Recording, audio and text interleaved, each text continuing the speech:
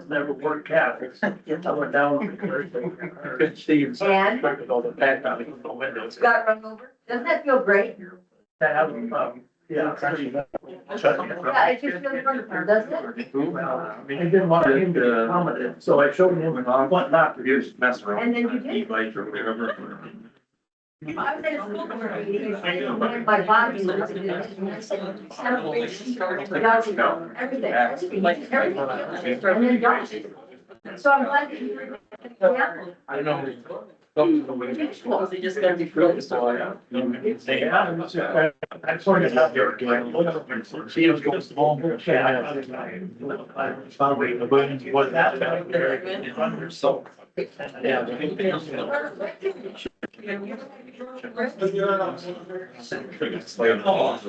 Not yet? So. Pull up a chair. There's one right here. Oh, darn it.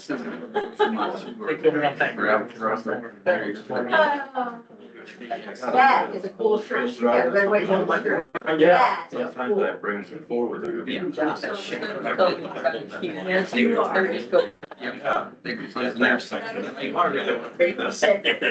coming on that darn thing. We don't have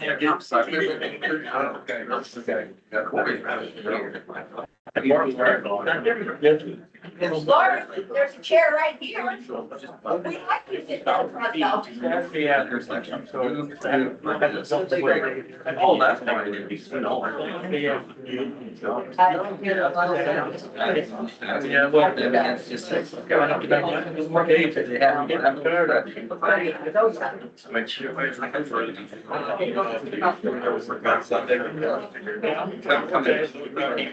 Now I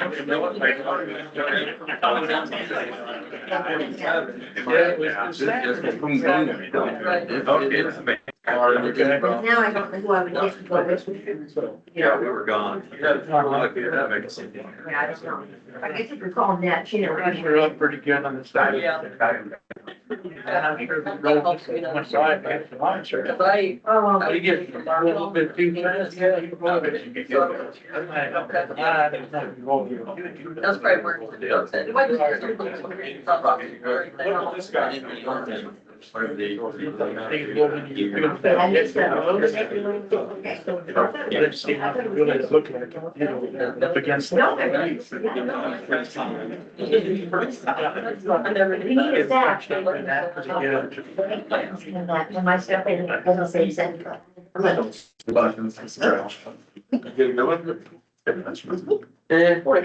morning, Heather. Good morning, Kelmer. So I think he's up. And I think they would be like, oh, one time for the sheriff, or the lawyer's office, or a couple missions. or Wilson's thing with their zoning stuff. But to go to that, it's like an organization for farmers that are struggling to get the whole farm prices and stuff. It just won't go. Have you considered, she wants to announce? That's like,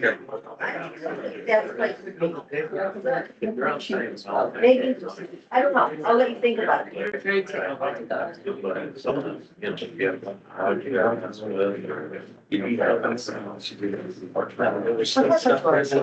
Sure, my way about it. Once, you said just give it a couple minutes, he's almost here. Okay, that's too bad. And I don't know. My place to get out and.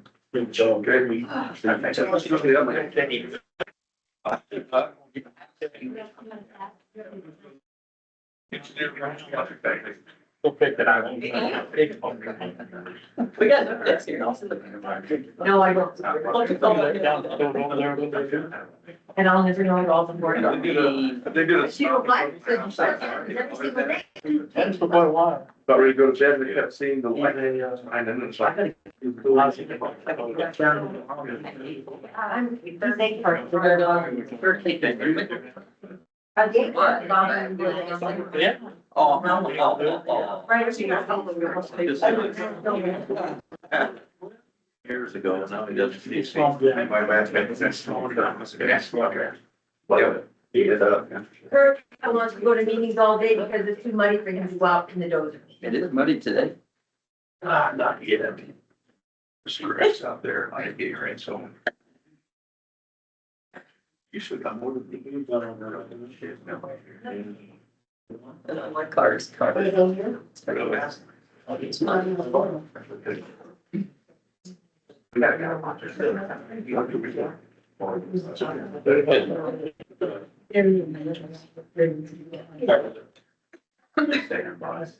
yeah. We made one. See where you did. So here, I'm seeing the amazing. Thank you.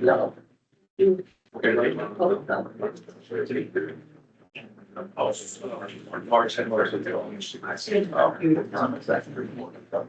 I don't know. Yeah.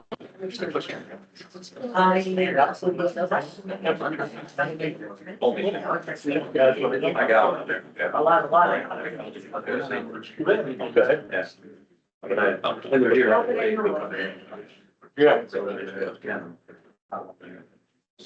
Yeah. Sort of up there one night. Should come down already. Right there. Oh, yeah, back to the great. Yeah, so it's just a matter of the real, it's out there, left or right, straight, up there. So we go, like, cheaper. Yes. Look. As long as you have 3 years. If I want to see you. Sounds good. Yeah, double check. It's definitely, no. Plan you. You know, Maybe like. That's what they stand it. Huh? Let's start with the pledge of allegiance. Stand. I pledge allegiance to the flag of the United States of America and to the republic for which it stands, one nation, under God, indivisible, with liberty and justice for all. Morning. First thing we need to do is approve the agenda. So moved. Then second. All those in favor say aye. Aye. Opposed? Motion carried. Public comments, open up for public comments. No, down on K Avenue, I'm reporting in. Only mud today. Anything else? Yeah. No, go ahead. I'm here for 290th Street and we have a representative from, Wendland Quarries here, Josh. And I think he's gonna resolve our issues here, if he can speak. Sure, And let us know how to resolve it. sure.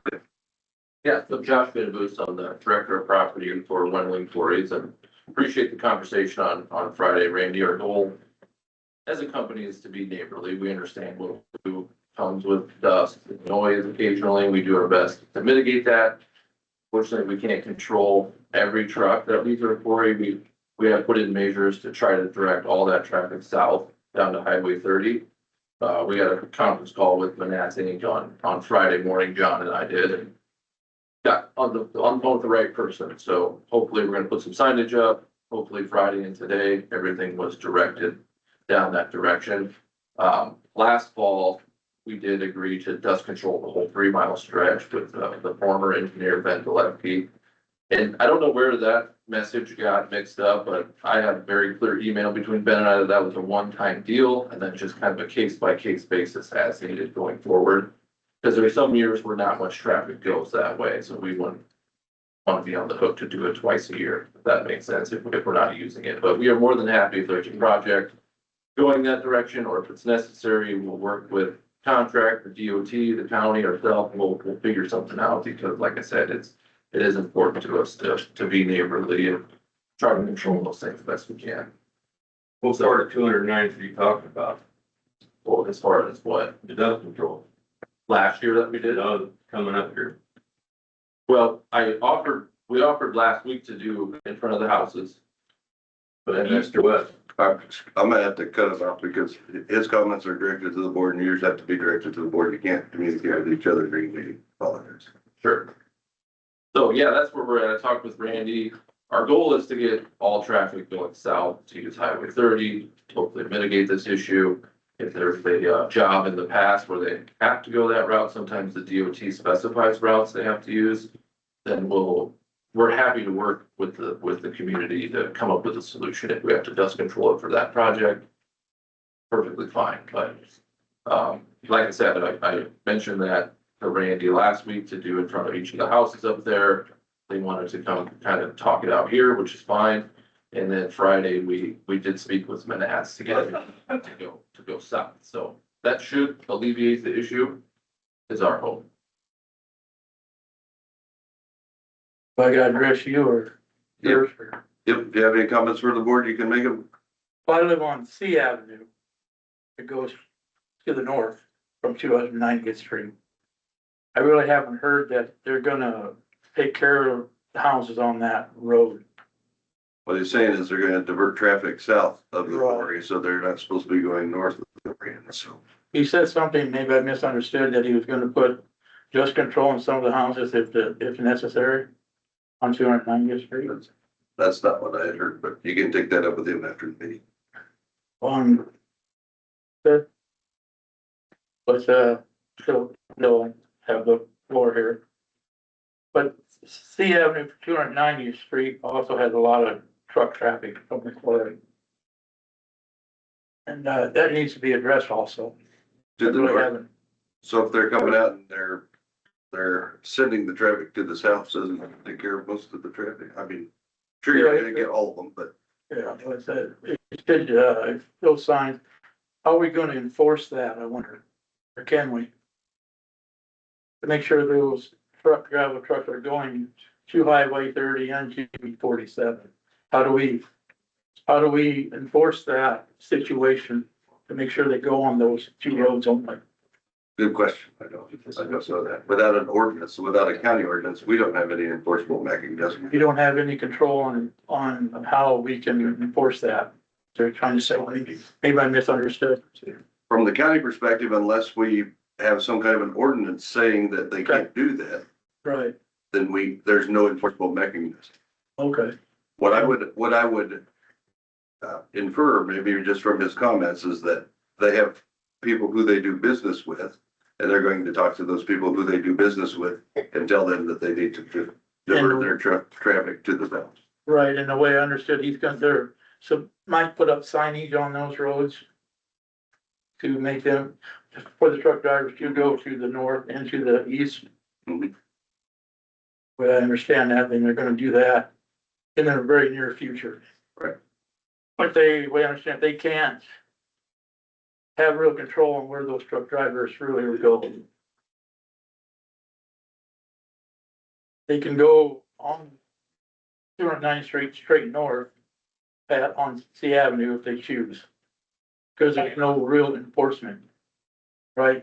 Right, not yet. So if they start not honoring that, I think that we can do something as a board. Okay, that's what I was wondering, I'm sorry. We gotta wait, we have to wait till we get there.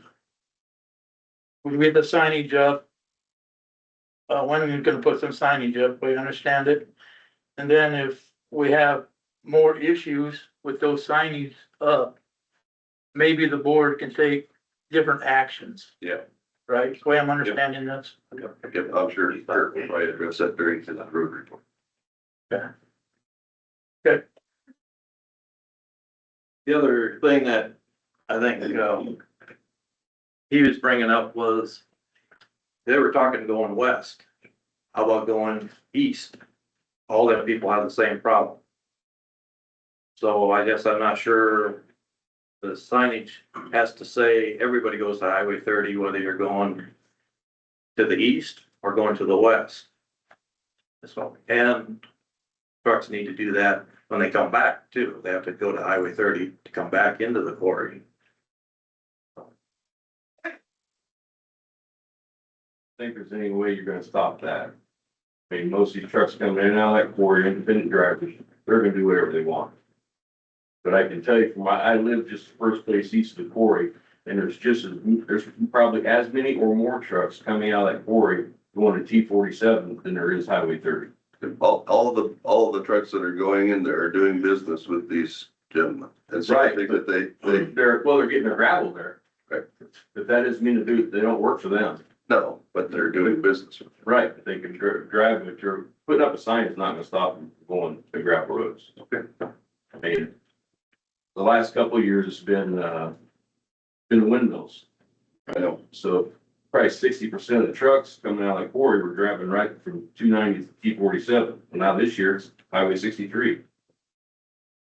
So, and there's two hills between that quarry and T47. There's supposed to be a 35 mile an hour speed limit sign posted, but I'm telling you, the only time they're running 35 is when they're stopping at the stop sign. When they're coming off the hill from Brian Hempy's or Brad Fisher's, coming by my place, they ain't running 35. And that's something I can call the sheriff and have them come out there and sit. Yep, that's right. That's coming next. It's the same, like on K Avenue, all of our traffic is going over there now. We have 35 mile per. I don't know, question I got is like C Avenue, like what he's talking about. There's that little bridge up there by Lee Judges. What's the weight restriction on that bridge? 'Cause it ain't posted or nothing, is it? There used to be many years back, Right, they took it off. right, The so, sign is no longer there, and most bridges have a weight limit. right. This one does not. It could have passed. It's the inspection that we took it off. Yeah, it didn't get taken off, just taken off. Either got fixed. There's a reason it got taken off. I'm sure there is. Either got fixed or, The bridge itself was fixed yeah. at that, and that's why we took that weight limit off. And it is a single lane bridge, and the deck of it is getting destroyed from the truck traffic.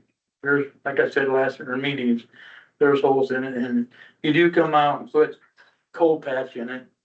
But with that truck traffic, heavy truck traffic, that coal patch doesn't last. Comes up, and that bridge is getting, the deck on that bridge is getting destroyed. I don't know the last time that bridge was, fixed or when they took the load limit on it. It's been quite a while. Yeah, I don't know. And I don't know what they did to that bridge to make it more suitable for that truck traffic. It sure had to do with the back walls. Back walls they reinforce. Yeah. Okay, so basically what we're saying, Underneath it or. we're gonna see how this goes. Yep. And then if we need to get some kind of a enforcement, then we'll take it up at that time. Yep. Is what I'm hearing. Yep. There's a gentleman behind you.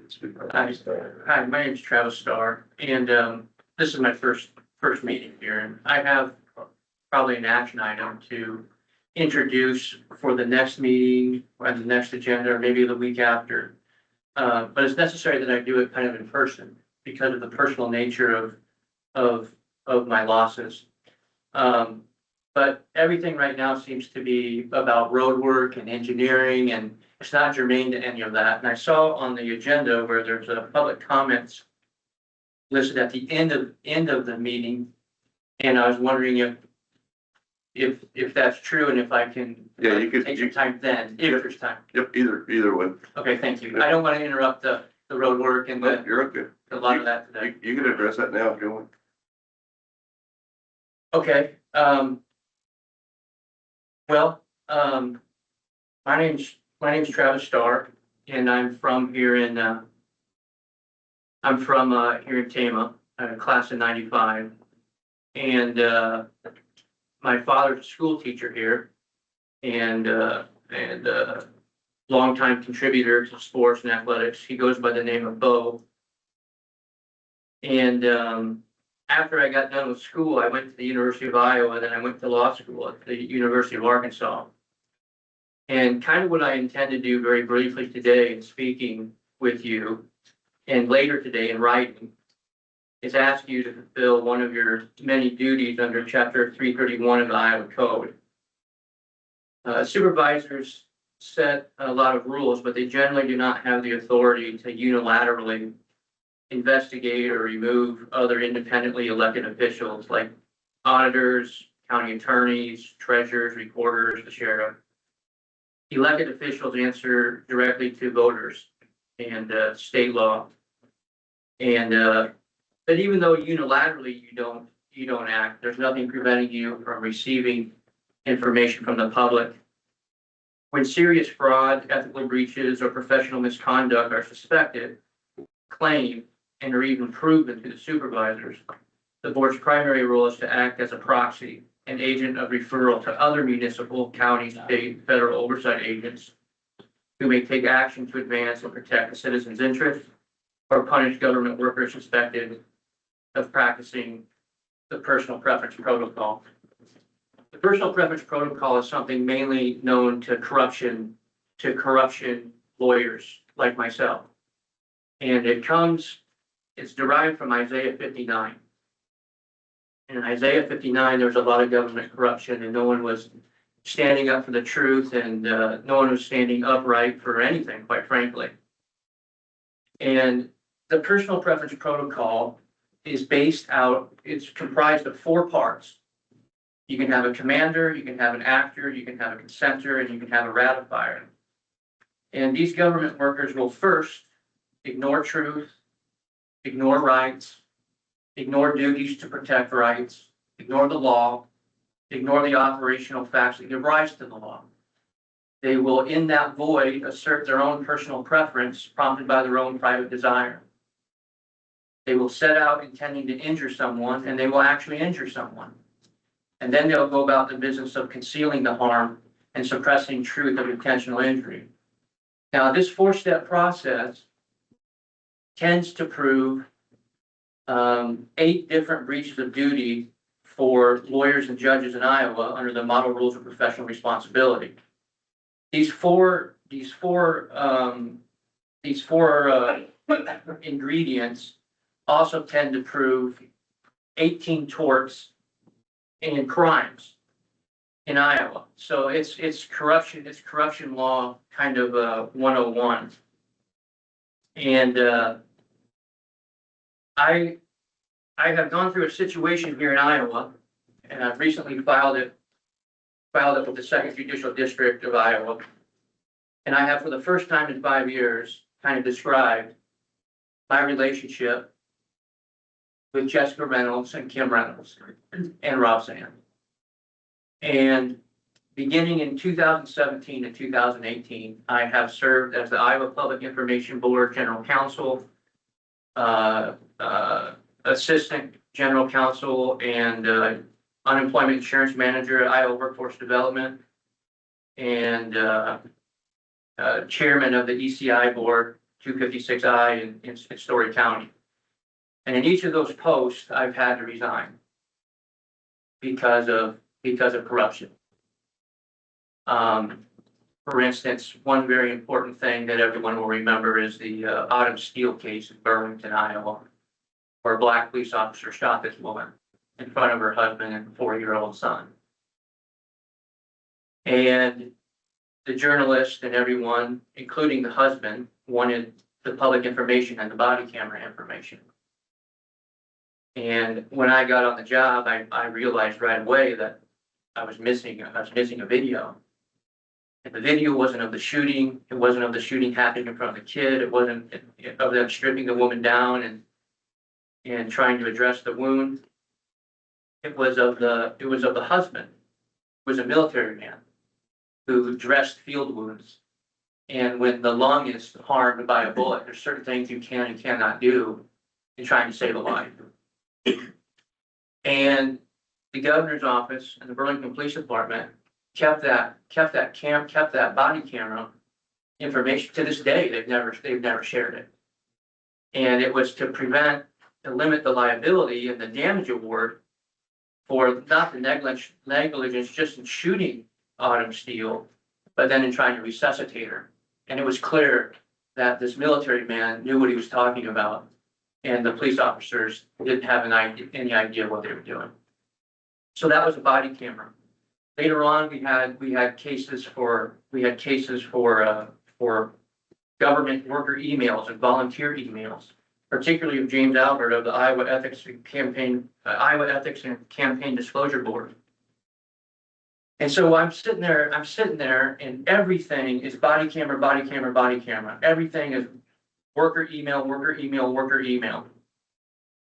And when you go into chapter 22 to this day, you're not even going to find the word body camera in the law. You're not going to find the word volunteer worker email or an email, it's not even in the law. Right now, Adrian Kester is a judge who's harmed me terrifically, and she seems to be struggling. And right now, they want her body camera information. And I doubt anyone's gonna see it. So what ends up happening to me, and I'm gonna skip all of the other corruption episodes I have with the governor and just jump straight to what they've done. When my wife filed for divorce, she also worked for the governor. When my wife filed for divorce in 2021, Jessica Reynolds and Kim Reynolds had the Story County Attorney's Office represent my wife in civil cases. Divorce, civil restraint, parental rights, custody. The government sits in the place of the judge. The government sits in the place of a plaintiff.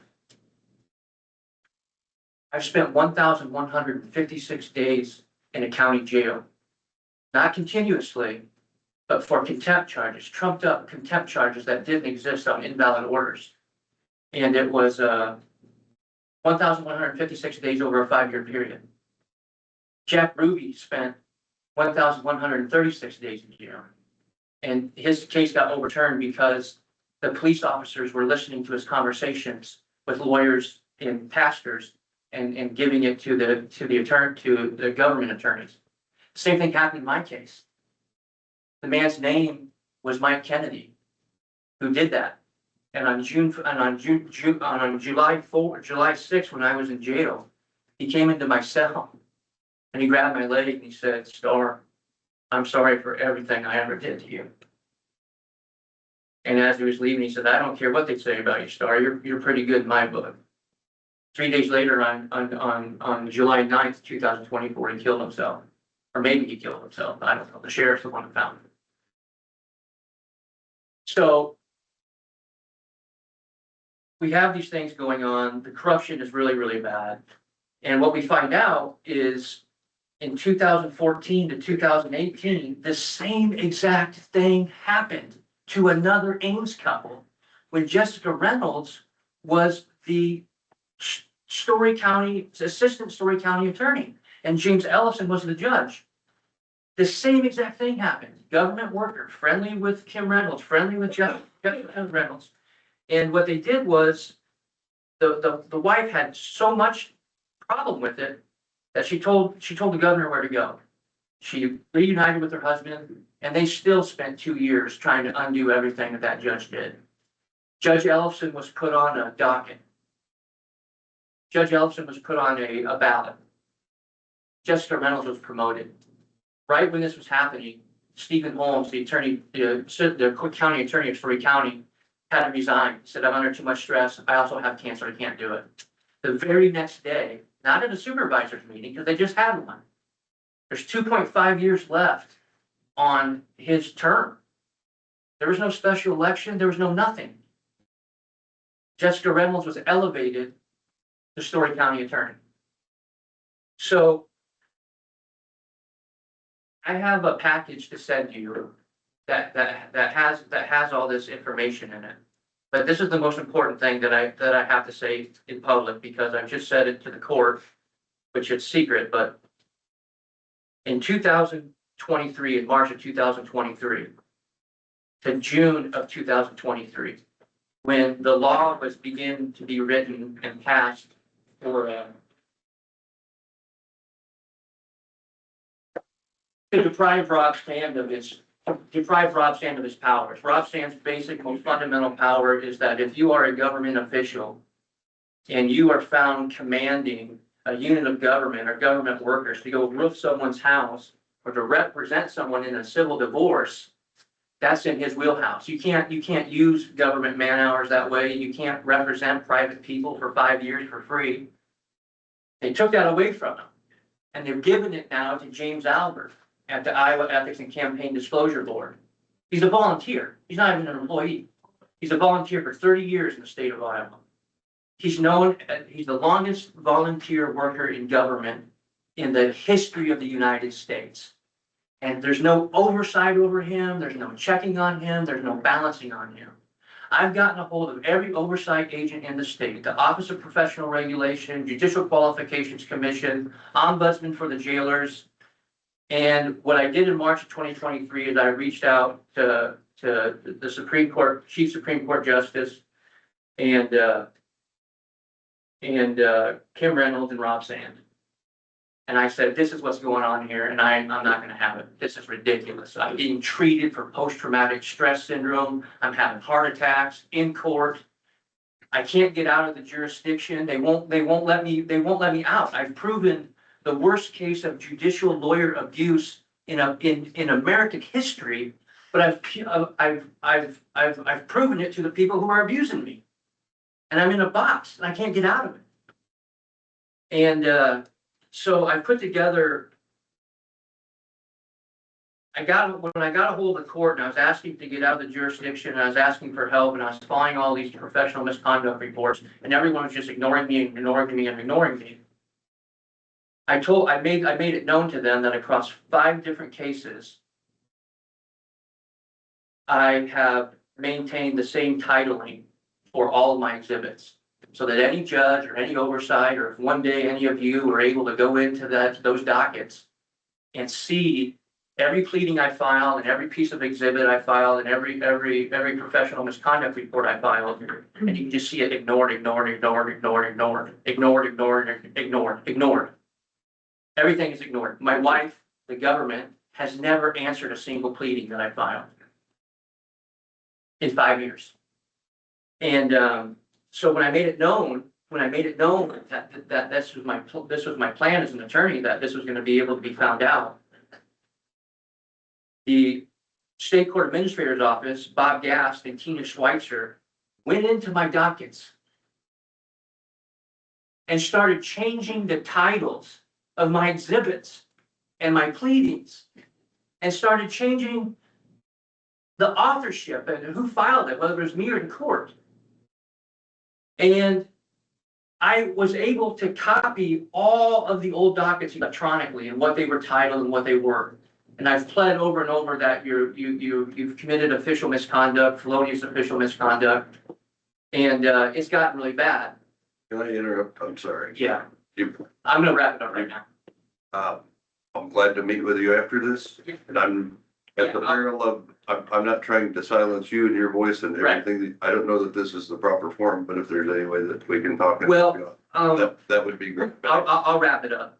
So I've put together files for the press. I put together files for the Story County Board of Supervisors, the Martin County Board of Supervisors, and y'all. You're the first one I've come to. You're the first one I've met with. And the funny thing was, I told this story very briefly to Jim Little the other day in church. And as I was saying, I was like, oh God, please help me be as brief as I am here. But anyway, I put together these files. I plan on sending them to you with a written request as an agenda item for what you can do for me. Okay. And I will respectfully ask that you allow me to forward you the written materials I have prepared, that you review those materials and put on the agenda for an action item to forward on to the other oversight agents. And requesting government oversight in action. Because I've been doing it.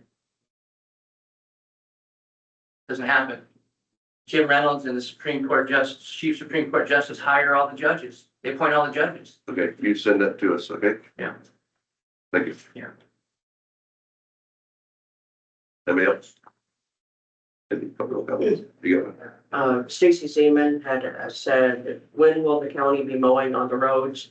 The wild parsnips, mustard plants, and thistles are blooming and ready to make seeds and are up to the side mirrors on my Ford. In many roads I'm forced to drive due to detours. Why not be proactive and spray and mow now instead of spraying after the plants are dead and the seeds are flying like the past several years? Thank you.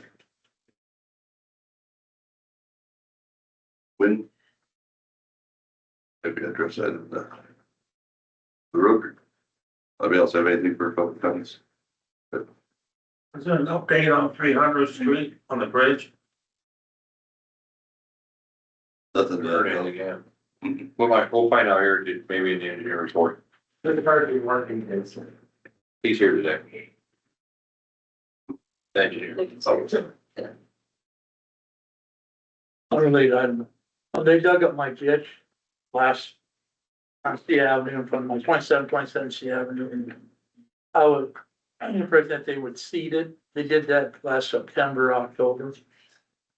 I haven't got any seeding done on that, and that's like a couple hundred feet in front of mine. I always mowed it. Did you reach out to the engineer's office? Yes, Okay. I went down to the office. I got the dates on it, and they called up Mr. Purvis, who is the road supervisor then. That was a couple of weeks ago. He said he was gonna do it last week. This is about the fifth or sixth time I've addressed this situation. I didn't think it was necessary to come to you folks if you have a road supervisor. I would think he'd been able to take care of that simple thing, but here I am. I'm wondering if we could get that seated like Mr. Purvis said he was going to do. 27 C Avenue? Yeah, Okay. they dug it up last year, and that's okay, because you got rights to do that for the drainage of the, but don't get on the road. Put down a couple new culverts and stuff like that. All right. But I was told they was gonna see that last week, and it's like the fifth or sixth time I've addressed this. Okay, I'll double check on. Okay, thanks.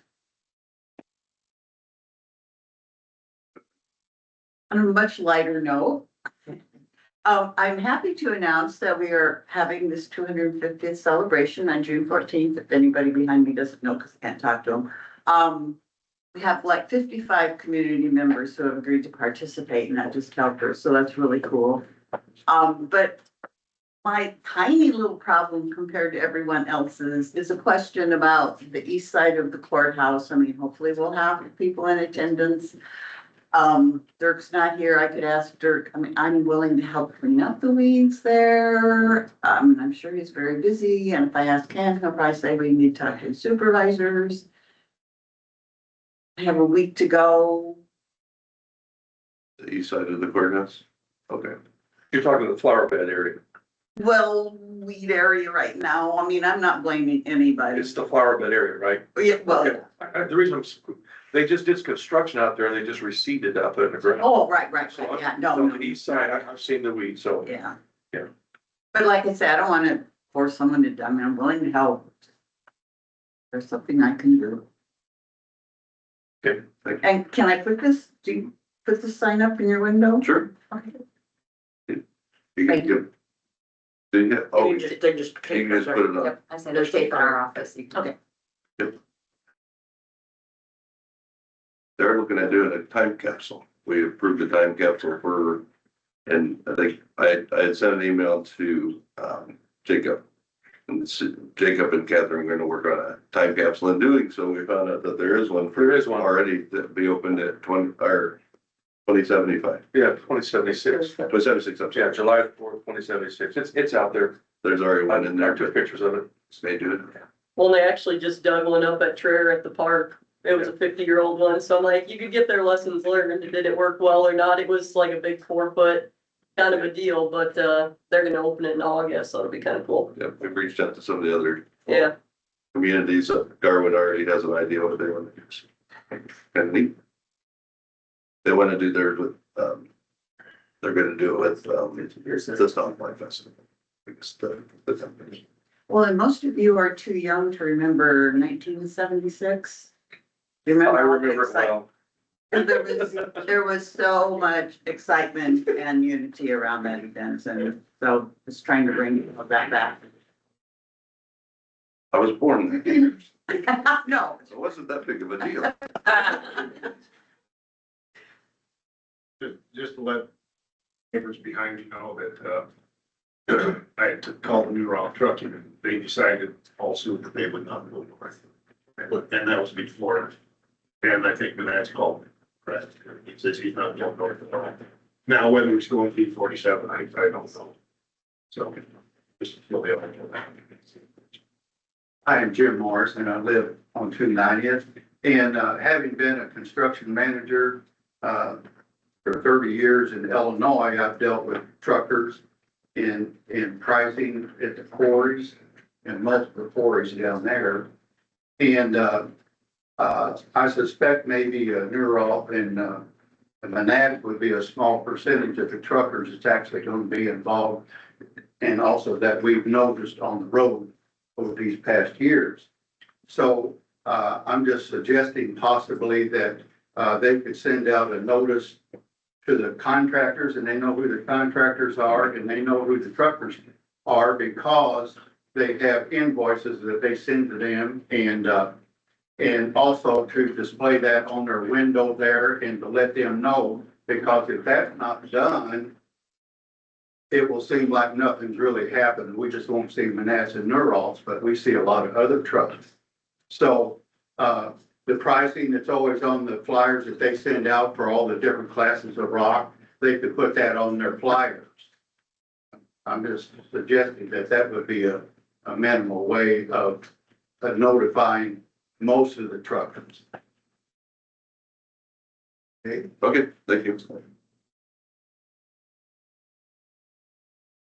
Good John over with Josh, so we do have, it's a really good point, we do have a dispatch unit, so we'll pass the word to those independent contractors. Okay. And, you know, sometimes somebody mentioned that we can't control the truck drivers, right, they're independent, right? Yep. But we can certainly heavily suggest that they go that direction and ask them to do that. So Yep.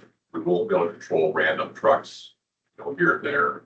But Highway 63 is a Manhattan project, so we can certainly control that. Yep. And we will suggest that they go that way. And with Josh and or with our environmental manager, try to, whatever. I appreciate that. And always call us. Not that Josh welcomes those calls all the time, but it's something that is really important. We work across the state of Iowa. You know, a lot of us I live in the country as well, and it does get dusty at times. And Yep. I think the underlying message is right now, this is between citizens and the quarry. And if we have to get involved, we will. Thank you. Amen. Okay, you'll have another chance. So we have a public hearing of this.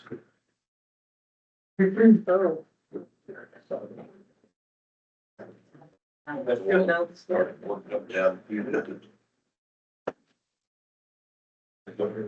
We need to have a motion to go into public hearing. Thank you. Second. Okay. Been moved and seconded to go into public hearing. All those in favor say aye. Motion carried. We're in public hearing on the FY 26 budget amendment. Any, Not received any written or any comments like that. is anybody here to speak on behalf of the public hearing? Is it positive? Ah, Is it positive? what you said? It's positive. Oh, he said it's. Oh, thank you. Always is. Oh, it's the back of the door open. Can be. Public hearing, we have that. We can't hear you, so I don't even know what Gerald said. Oh, I have a hard time hearing with the background.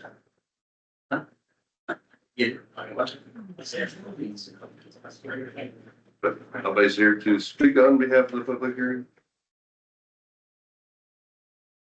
Okay. Motion to close it. I'll make that motion. Second. Okay, all in favor, say aye. Aye. Opposed? Motion carries. We are out of public hearing. So we need, to approve 6826A and 6826B. Once they have to be done separately. Has to be separate from the resolutions, yep. Okay, I'll make that motion to approve resolution 6-8-2026A FY 26 budget amendment. I'll second it. it's been moved and seconded. Any discussion? That one requires a roll. Hilmer. Aye. Turner. Aye. Campbell. Aye. Dolan. Aye. Kupka. Aye. Okay, that motion passes. Now to the next budget amendment. That one's just to appropriate the budget. Yep, for the appropriate.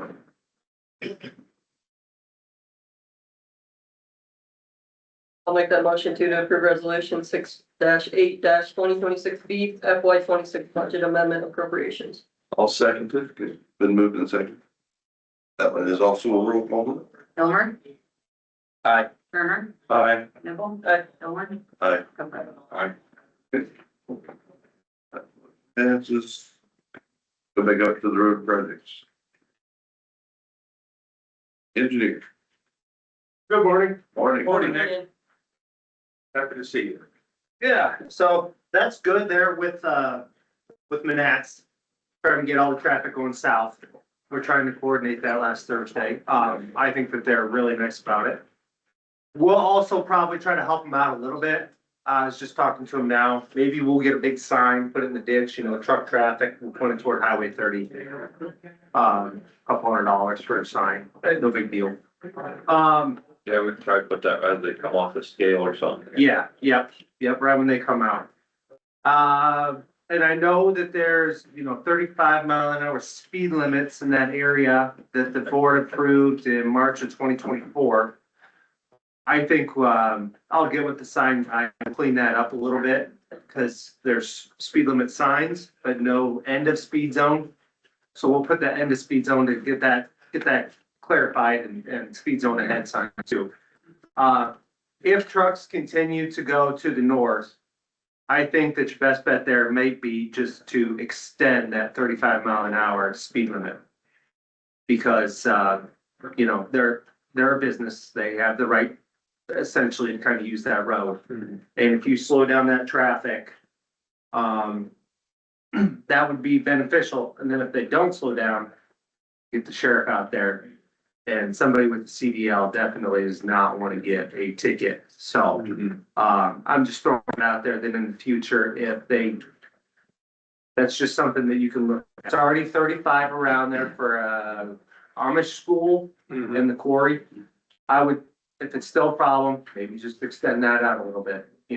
Nobody's gonna like going 35-mile-an-hour the whole way. Unless you live there, then it's okay, Yeah, we'll work on getting them a sign. The guy, somebody asked about the 300th bridge, which I believe is the bridge that's with. Is that the one right outside of town? Yeah, they're charging working days. I think progress has been slow, but they are charging working days. Which means, on a project like that, the contractor has, I don't know what the exact working days for that project is, but let's just say if it's 70, that's, 20 working days, Monday through Friday in a month. So they have 3.5 months to finish it. And, after that, it's $1,000 a day. So it's kind of on their schedule, but, I think it's low so far, but hopefully when that $1,000 a day gets closer, they'll pick it up. But that's the agreement. What are they actually doing on that bridge? Replacing it or Yeah, doing the deck? no, they're replacing it. Yeah. That bridge is shared with the city. Right? Is that the one we're talking about? Yeah. So it's shared with the city. The city received a $1.2 million grant to do it. And the county, designed it and inspected it then, so they're replacing it.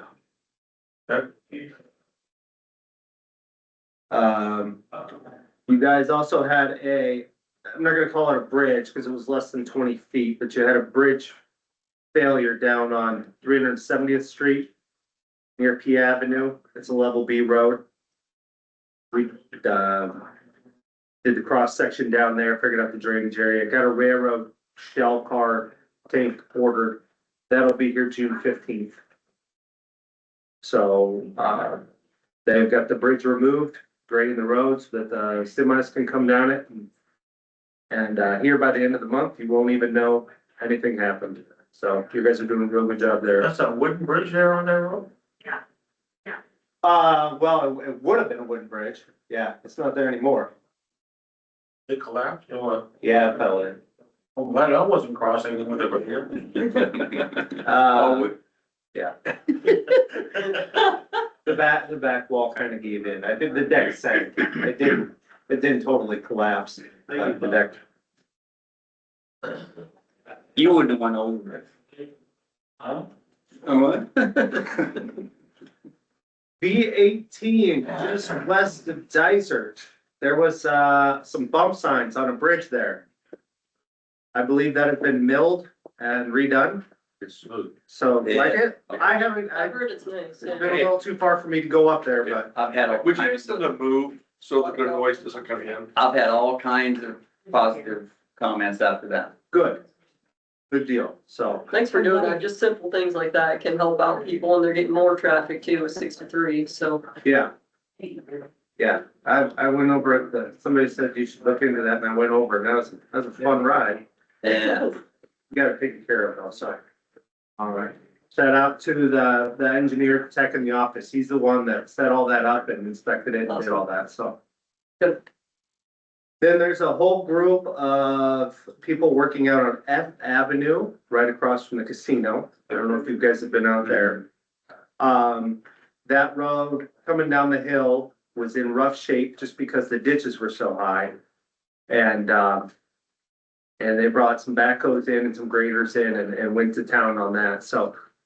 Narrowed it up a bit and got a crown in it, and now they're going, I think, all the way up to 280th or whatever, next street up, so. They're still going.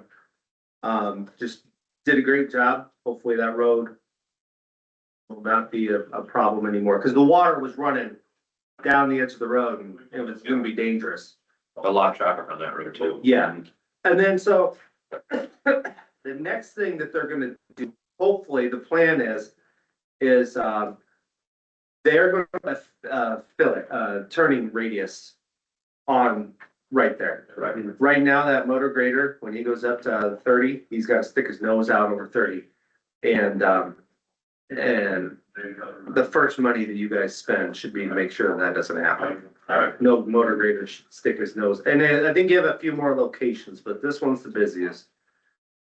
So it doesn't really, the guys are gonna do the work themselves, just like they did over on C. We talked about the rebar, they're gonna go stake it out. The road's pretty hard, so I don't know if they're gonna have to core much down, but then they're gonna pour concrete. And, I've already got a permit with the DOT to maybe even shut down the lane during the day. But, it'll be cheap because you guys are doing it yourself. But doesn't matter what it costs. You should look at all your locations along 30 and do that everywhere. You do not want to put a grader sticking out on 30. So just for the rest of the summer, is maybe in the future, somebody should identify the rest of those and continue to that. It would be maybe $20,000 a location, but you guys do good work, at least from what I saw over the CM. Each avenue going south on 30. So a lot of traffic on that road because of the MA people that they. Is there a fillet there? Huh? Is there a fillet coming off of 63? No, not like 20 foot of pavement. No, not south, no. So, yeah. North, yeah, north, not south. The MA apprentice shop is down there, traffic all the time there. Okay. Yeah, that's another one to. That's terrible. Always potholes out at the edge of the concrete. Probably because they're not trying to get up with the highway there. Yeah, you don't wanna stick out too far. No.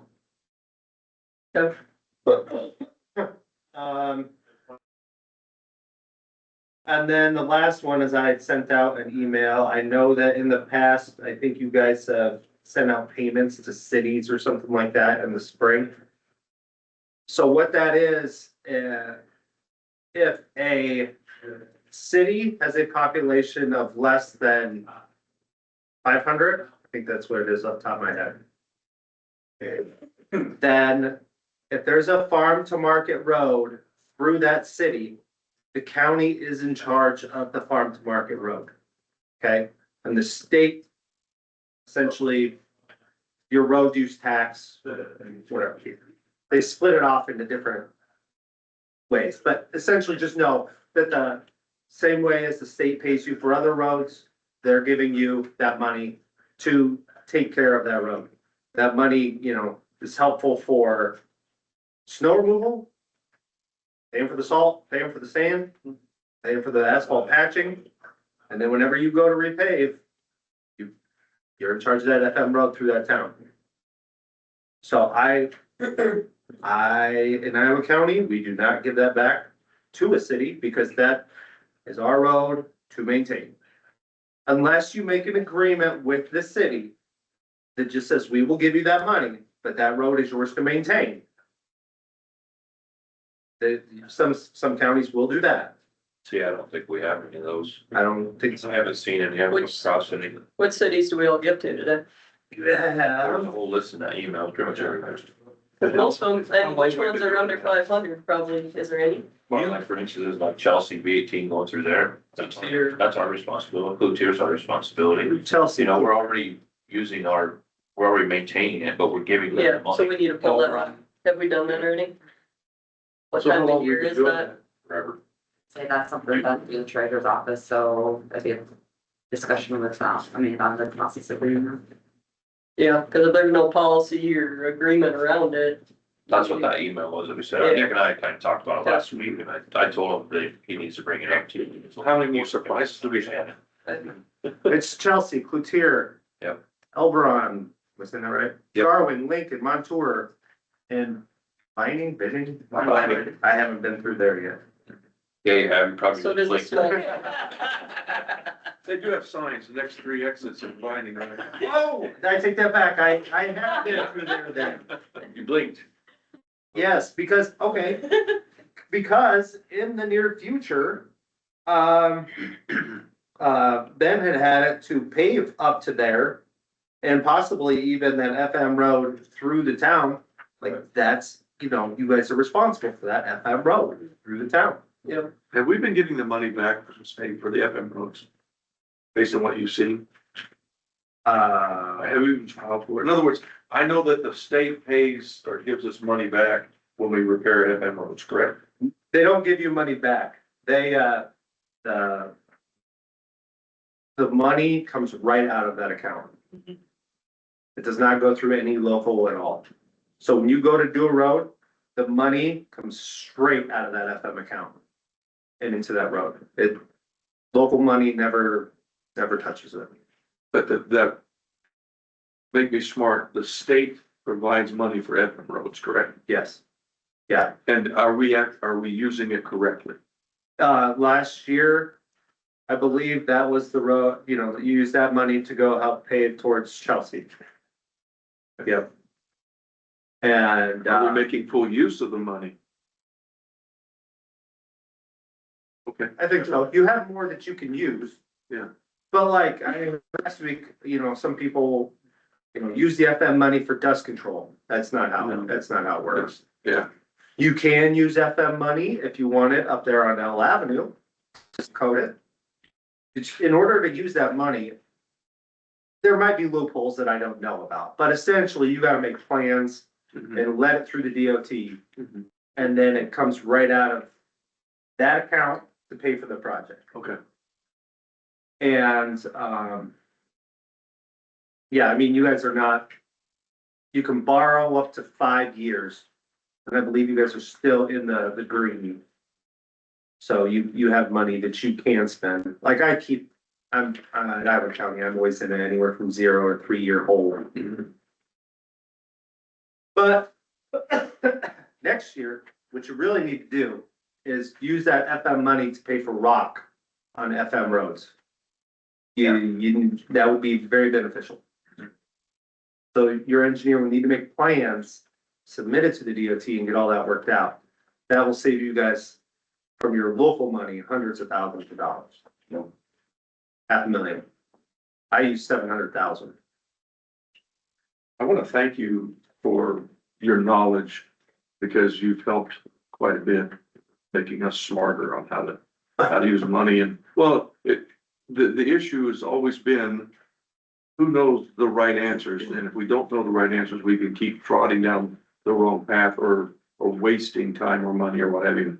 And so, Nick, you've been very, very helpful to us. So I appreciate that. Yeah, no problem. I would ditto that, and hopefully you can continue to help once we get somebody in, just at least to be someone to soundboard, once we get a new person. Yeah, we'll fake it till we make it. So that's what I would tell your cities anyway, is that that money is used to work on those FM roads through those little towns, and you guys have a lot of them. Right, it's impressive. Then the last thing and you can ask any questions you want, but, the budget this year, you guys will be close to breaking even for the year. I think you'll be right above that 75 percentile. Cause you have to give 2.216 as far as taxes go, and you're right there. So as long as you give some money in June, you'll be all right to make the minimum. And then, you're gonna end the year spending, I think, around 150,000 less than what secondary roads is gonna have 150,000 less than what you guys gave them. So at some point, that's why you need to use that FM on the rock. Yeah. It'll affect your paved road system a little bit, but you need to get your local money back up too. So that's just kind of a rundown, or if you guys have any questions about how things work or whatever, I'm more than happy to. Answer the weed question or mowing question. I've seen them up on highways, so they're gonna get the highways done first. There's guys, the grader guys are mowing their own gravel. They are. And he went by my place here, last week or so, mowing his. So it's coming. It's getting done. I do know that the other day I should say the other day, but it was probably last week when I had talked to Nick Copper, and he said we was about 2 weeks ahead of spraying versus last year, so that's good. And I think right now is still a pretty prime time to spray. Yeah. So. Yep. But yeah, they're spraying. The weeds are gonna, some are gonna bud out before the others. I mean, that's just the nature. Yeah. Depending on what it is. I haven't went into mine. I think for the most part, I think we got a pretty good handle on it this year versus years past. Yeah. At least we have a plan. Yeah. And never had a plan. And as far as the seeding goes in that one person's yard, I can go ask. I mean, it could have been I don't know if maybe if that was in the transition of like Tim, if they were congregating that with Tim before or what, I don't know. That's kind of what Chris has texted me this morning. Well, it's probably in a list. There's other areas on J and on G that they're gonna do that was dug out a couple of years ago that's never seeded. I mean, there's different areas. I'm sure it's in the queue, but the guys, like he said, they're saving money to bounce around and do other jobs instead of outsourcing. So it's just evolving every day. Now we got muddy road, dirty road, it's gonna be like, once they get back in, they need to clean K back up, so. And if he's spraying, you might be like, we'll get to it next week, and then, okay, you're supposed to get a heavy rain in 2 days, I might not wanna see today. Yep. Yeah. So when they say, oh, you promised me to do it last week, I would, it means you're soon on the list. Mm-hmm. Speaking of the list, I was exposed to the fact that we have a computerized list of tasks. I did a windshield tour with Taylor. Mm-hmm. And he was going through and checking stuff and cleaning up. Are the other folks doing that too? I mean, it's like there's 2,000 tasks, I think, on that list, and I'm sure they're not all open. Just. As far as that task list, I do not know. Okay. I know that before he left for some training, he did a very good job of making some sheets that had like 20 tasks on it to do. But I think as far as 2,000, I don't know about that, Okay. Kind of one of those things, you have a list of things you would like to get to, and then you show up to work every day and. Something takes you. There's a fire to put out. Yeah. And then whenever you get that calmed down, you go back trying to go through your list and, up till right now, it's been mostly, gravel, putting gravel down and taking care of K. You have this bridge that needs addressed, and Are you familiar with kind of where we're at with the windmill rock going on the roads and stuff like that, or? Is that mostly Terry? I mean, I just wanna make sure we're doing what we're supposed to be and, you know, checking them and everything else before we release them and stuff like that.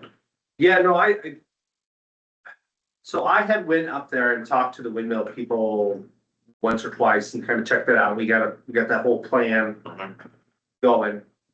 And they were gonna pile up a bunch of rock out, I mean, this was a month ago. Yeah. Pile up a bunch of rock. We were gonna take our own end loader out, start hauling. I don't know how many tons that they are at. Okay. But So I kinda heard maybe rumors a little bit that had a lot of dirt in it, that they piled up. I don't know if that's true or not. I mean, that's gonna be the nature Yeah. of the beast. So there was two different piles going on, right? Okay. And I think you guys had talked about this at a board meeting, but the rock around the windmills themselves, the windmill companies were very gracious and kind of, we got first dibs on that, again, some of the nicer stuff. Right. And then when it got down to when they were cleaning it, that had a little bit more dirt in it.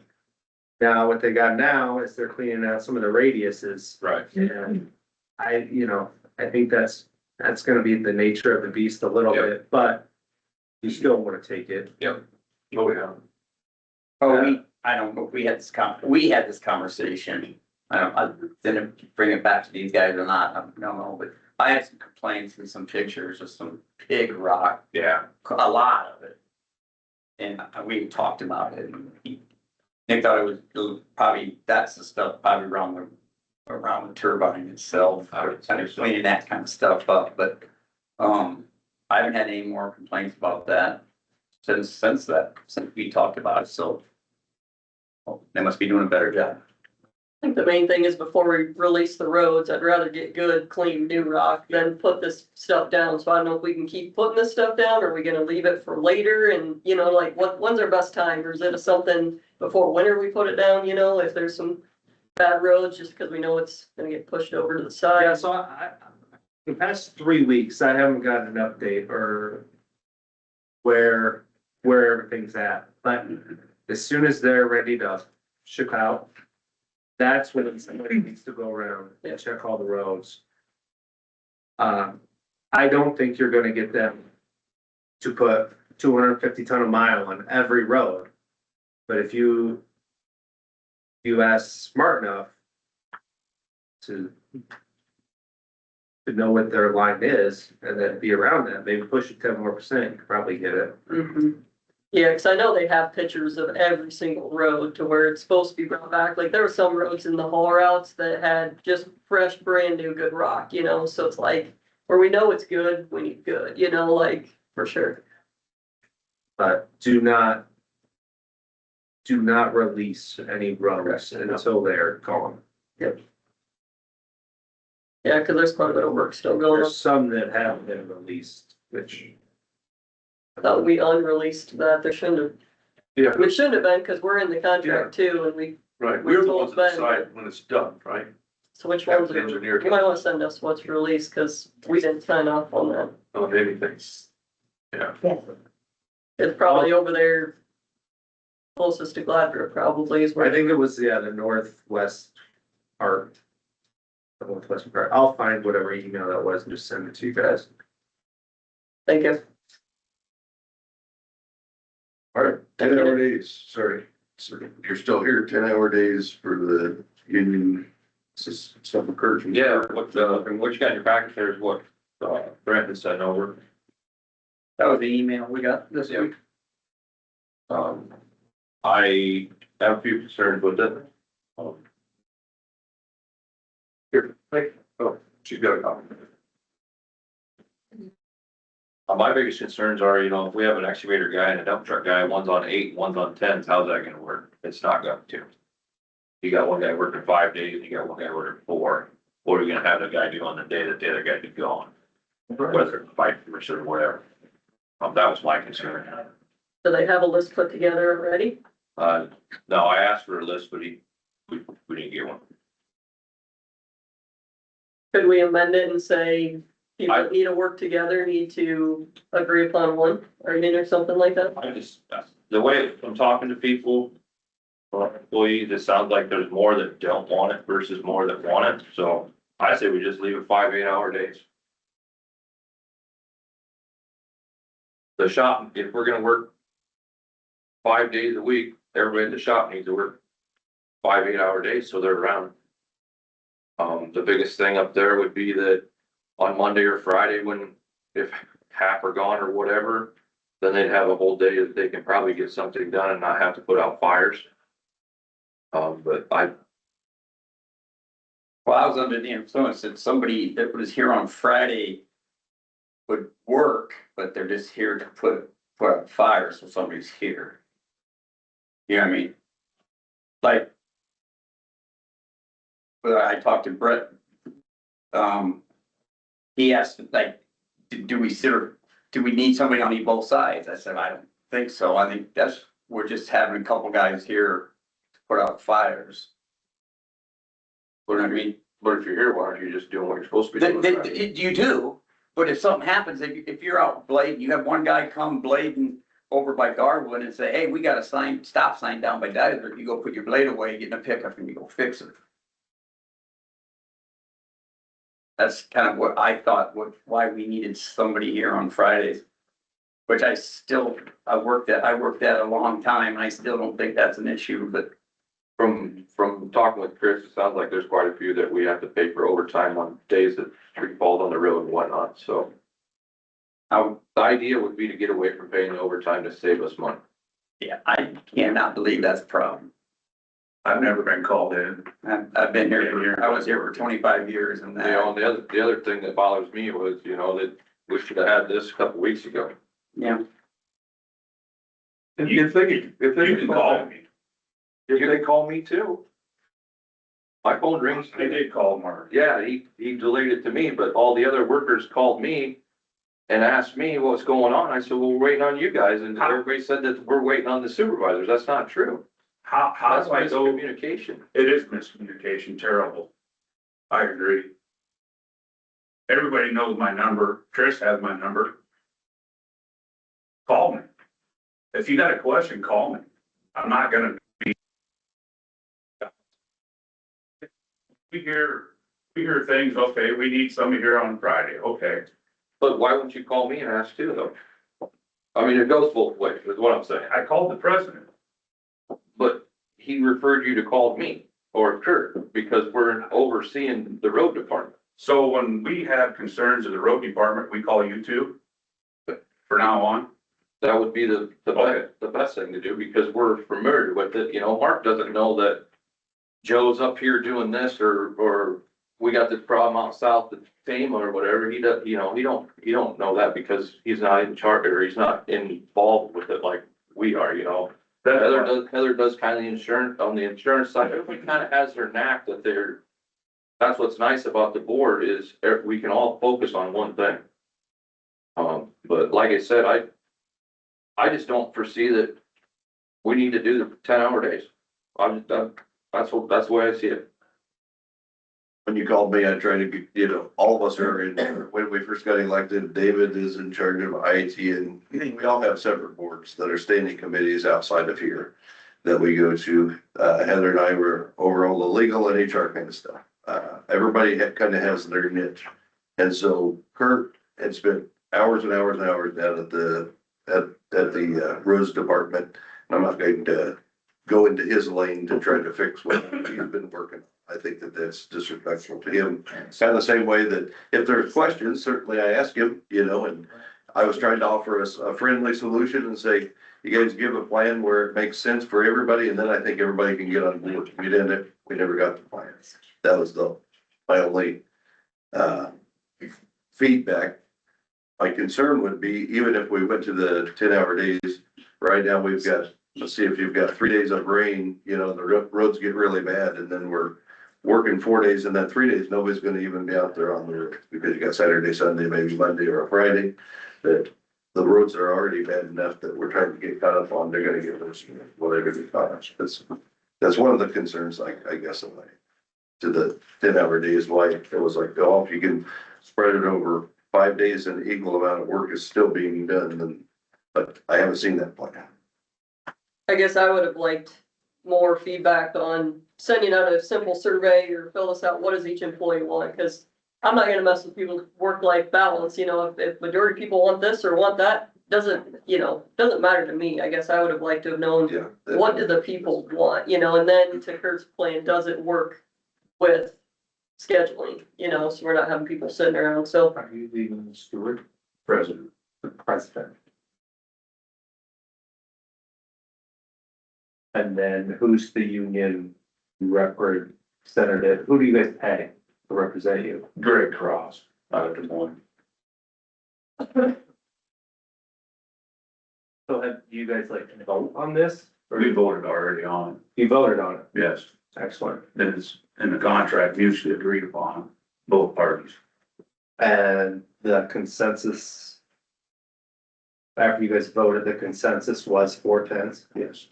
We had some guys that would volunteer to work to 5/8 to cover the emergency stop signs, trees, whatever.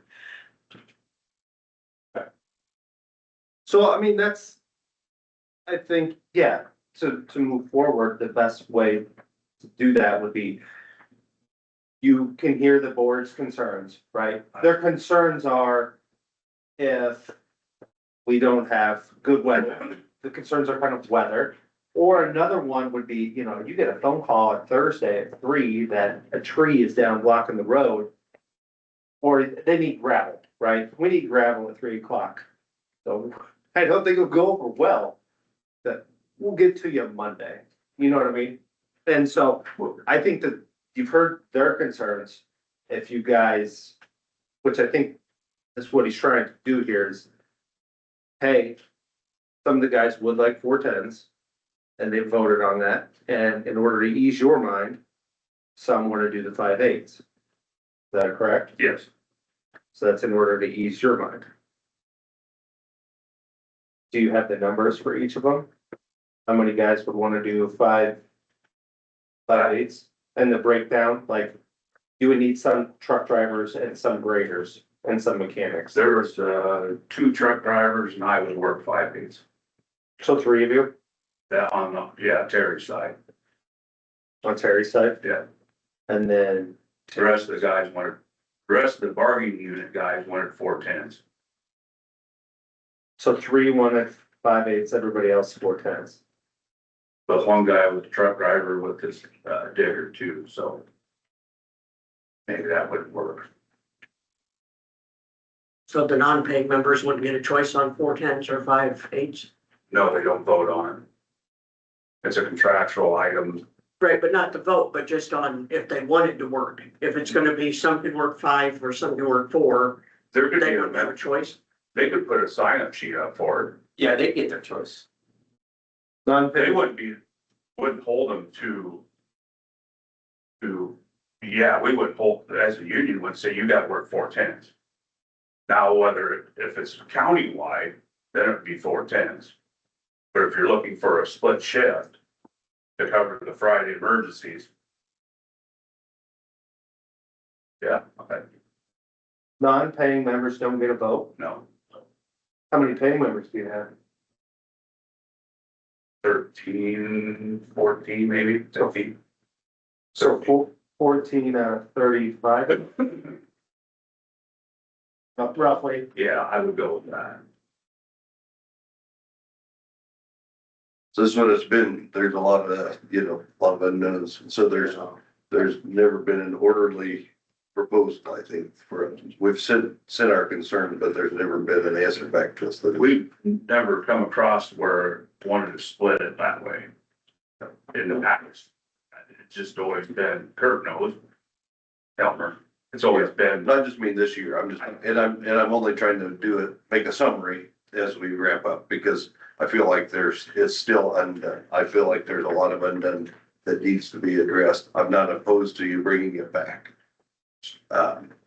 why, and trying to get other people, why couldn't we send a sign-up sheet with the foremans when they go pick up payroll or when they drive around the sheds? I mean, it's not putting them out. they're not making a special trip for it, I guess. You're meaning to go get a list put together Go. for us and then come back and say, this is what it looks like, here's where it will work, here's where it won't, or Yeah. it's all gonna work, or, And if you guys don't want 410s, you got a right to reject it. I mean, yeah. We already did that once. We did that at the very outset. And we knew that that wasn't going to be acceptable. We said there was work to be done. That's why I communicated that back to you. okay. If you rejected it, you rejected it. We did, but then we I'm not brought it quite back sure. to this solution. So do you think you could get feedback by next Monday to where you could know a plan of this is the guys that are doing this and this are doing that and it's gonna work or it's not gonna work? Guess that's up to you guys if you want to entertain that. I don't get out that. I work out of Garland. I don't Yeah, get, put Terry in, the foreman or whoever in charge. That's what Or an you- email or however you communicate with them. I don't care how it gets out. I mean, I don't care if, 20 guys want to work 5/8, that's whatever. Well, the way that I took it was that this is an agreement between the union and the supervisors. Correct? Like you guys have to agree on it. We have to agree on it. Yes, You guys agreed on it. We rejected it. I talked to you again and said, bring back another proposal, because if you watch the meeting minutes, or if you read the meeting minutes, or if you watch it online, we did have discussion after that. Said, if we can come up with a plan that's suitable for everybody, we'd be willing to entertain that. I brought that plan back to you and said, trying to get that information. I don't think that it's the foreman's job to go out and do that. It's an agreement between you and between the board. That's why I'd asked for the union to put something together that would work. I gave you what our criteria was, and that still hasn't been done. I did get a survey of the members. We have 10 guys that want 410s, 3 guys that will do 5/8. But specifically what I had asked for was, I want to know who's going to be working those 8s and who's going to be working those 10s, and how that breaks down. If we have enough people to cover all of the county roads to do maintenance 5 days a week. And again, We don't have that, right? Would you agree that we don't have that document? I sent it, did I send that to you, Kurt? No, maybe I didn't. I got it wrote down. I guess I didn't make a document. I wrote it down on paper and my phone's dead. How many guys you want here? 5/8? How many guys are for the emergency that come up on Friday? What do you want half the county? It's not Not about emergency. It's about having maintenance 5 days a week on the roads because of the weather, because of Okay, hazardous conditions. So it's not about having emergencies, It's both. That's not, because you work 40 hours, you got 40 hours of work. That's what some people, the first years and years and years and years ago, people complained, and there's a bridge out. There's a bridge out, the road's closed, they're not there 5 days. Well, they got their 40 hours in 10. Mhm. That doesn't make any I difference. agree with that. My concern was, this didn't come from me, this came from a resident. What do you do from 6 to 7:30 when the quarry's closed, you just close and you're a truck driver? You get there. I mean, there's only, takes a half hour from, but basically everybody or more to get there. But that sounds like a priority and you gotta wait an hour for it to open. We never had a problem. If you guys wanna keep dicking with these guys, your work, I'm telling you, this was the thing that we give them, or they give us back in the day, to kind of thank us or keep us, an attitude thing, I guess is what it was. You guys, your work is not, your productivity is not. You can't take everything away from the things that the guys enjoy. Or 40 hours of work is 40 hours of work. I mean, if you do it in 10 days, or 4 days, or you do it in 8 days. But you understand the logistical concern that if you've got somebody that comes in on, It's never been an issue. they need rock. They tell you that on Thursday and say, we'll get to you on Monday. So that rock, they needed that rock 2 weeks before that date. It's not. Or it rains all day and we. Yeah, well, okay, so it rains all day on Friday. What do you do? You wait till Monday. Yeah, that's 2 days instead of 3. I think that it matters. We only have so I many think days. you guys are making, we've done this for many, many years and it's worked just fine. I think we're making it way too hard. And if you guys want to take it away from them, take it away from them, but you're gonna piss them off. And I've been in this situation that they can mess with us just as bad as we can mess with them. I would say you might want to work to maybe keep them a little happy. A county worker coming to work, hating work every day and being pissed off is not gonna get you anything done. And somebody out in the public's going, "We'll fire them." Well, you guys know how that works. You're not gonna fire, you just give me. It's a nature of the beast. But if you wanna do it, I mean, do it, but you sit here and you talk about wanting 8 hours a day of work out of them and all this productivity, you ain't helping yourself, pissing them off. Just telling you that right now.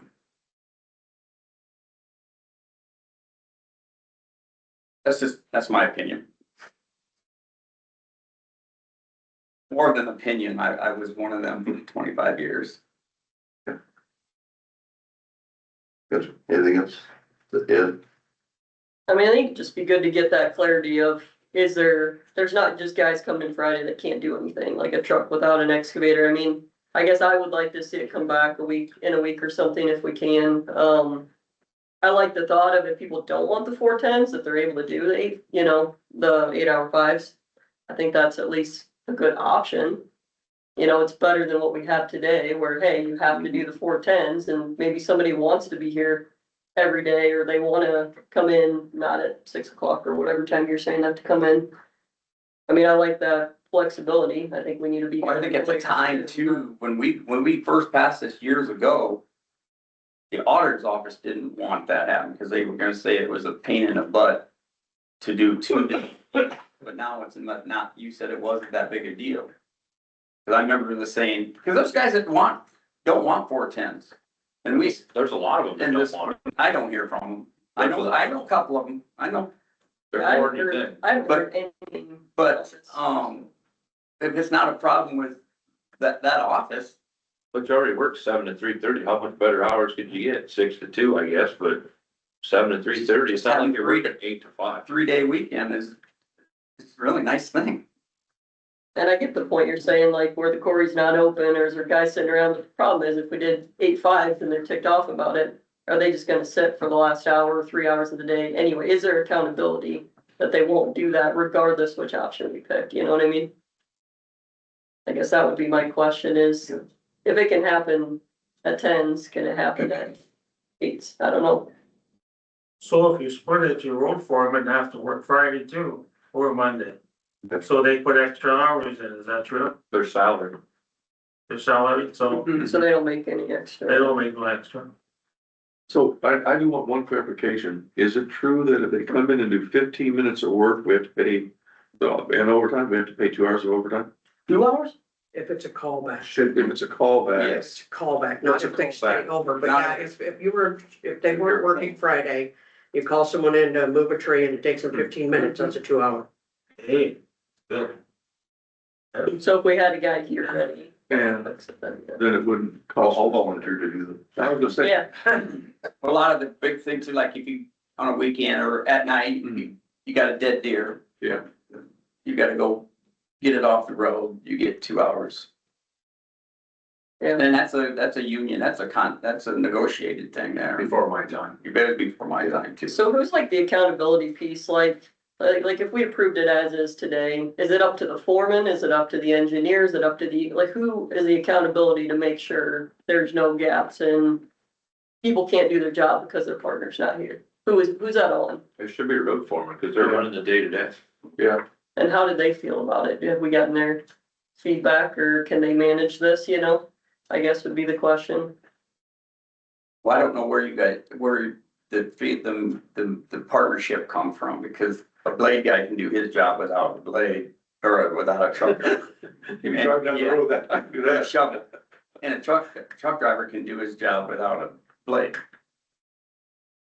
I don't know where the partnership came in from. we haul rock and we cover 2 miles of road, we don't have a blade out there sitting waiting for us to, You're just talking about dropping it on the road. yeah. Yeah. I mean, I don't know where this partnership thing came from. But now if you screw up dumping it, then you need a blade. Or you get your shovel. Yeah, or you get a shovel to help. Yeah. But it's just a benefit. It's just a benefit and people enjoy it and benefits. I mean, you want to take it away from them, take it away from them, but you ain't helping things, I guarantee it.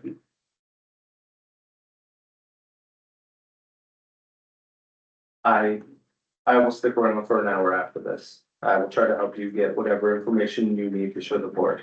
We run 8.5s up in Iowa County. I don't know how much I would love 4.10s from the county standpoint, or from a resident standpoint. That being said, though, I'll get what you need to at least put it in an email to present to you guys, and then you guys can make your decisions. So I would at least think you would want some sort of crew here on a Friday, because the worst thing you could probably get is a call at 3 o'clock that they won't gravel or you got a blow up. And somebody goes, we'll be there Monday. Or it rains. And with the rain Rain schedule, it's yes, Thursday night, you got flooding Friday, we gotta call everybody in. right? So we can, but I think also you're gonna wanna make sure that your whole union is on the same page. And we can make some phone calls. We can get that going. And, at least with us, I don't know how you guys operate, but with us, employees, if it's union stuff, the person that you pay for the union should probably be involved a little bit. He's involved in it. Okay, all right. It's like, I'm not flying solo. I don't ever have my guys call the supervisors directly. It creates for some miscommunication there. When you're talking emergency thing, you're not gonna cover all emergencies. You could have a windstorm come in at midnight. Well, a couple years ago, we put box culverts in, or the rail cars, and we got 5 inches of rain. I got a phone call at 4 a.m. to come in and put road closed signs up. You're not gonna cover. We get called out, of course, but you're not gonna you won't be able to cover everything 24/7. I mean, in a sense, with full people, we answer the phone. I guess. Well, I don't know how many years we did it, but in all those years we've done it, I've never, ever heard of on a Monday morning, God, this was horrible this last weekend. We had this, we've never, ever had a big to do. Never had a resident call in. Didn't this just start 4 years ago? No, this has been a long time ago. You sure? Before I worked there, yes. Yeah. Yeah. But since if it's a big deal now, I guess, I mean, I would vote against it, but, I mean, vote for the 410s, but that's why it's board. If you guys don't agree, I mean, this is what it is. It's a fantasy thinking a government agency is gonna work 8 hours a day. I mean, you clock in 8 hours a day, but it's just. Gee, It's it's a only different. 8 hours, Kurt. Kurt's gotta make a living. Kurt's gonna make sure his people are making him money every single, it's like, a government agency is not making anybody money. We're here to do 2 things, make the road safe and clear snow. Hopefully with a good attitude. It's For all county balance. well, I don't like being lumped into that we don't I work did- 8 hours a day. I put in my 8 hours. I didn't. I'm talking. You're saying government agencies. We're I think talking government road, agencies, I I'm work talking 8 road. hours. I'm talking road. Everything has looked really bad here. Well, essentially, I understand what you're saying, and it is kind of a old, I don't even. It's an old joke. Yeah, it's good enough for government work. Good enough for government work. People say that all the time. However, as electeds, I think that we have a responsibility to the public tax, the taxpayer, and they have a reasonable expectation to get a good day's work for a good day's pay. Oh, absolutely, but I'm just saying, we're making a big issue out of something that hasn't been an issue. But I think for many years, we've sided with the employee, and it's so hard to, to balance, and we need to give some voice to the residents and to the taxpayer. But there hasn't been no voice from the resident or the taxpayer against this. That's not 100% true, because I've heard, not from multiple all over the county, but the concern is, and I would agree, I live on gravel. If you have a problem, you only have 7 days, and you've got 2 days off. You're trying to maintain the roads the best way that we can. Last year, the roads were in terrible shape. And if we're giving the impression to the public that there's 3 days a week that we're just not going to be maintaining roads, it just feels wrong.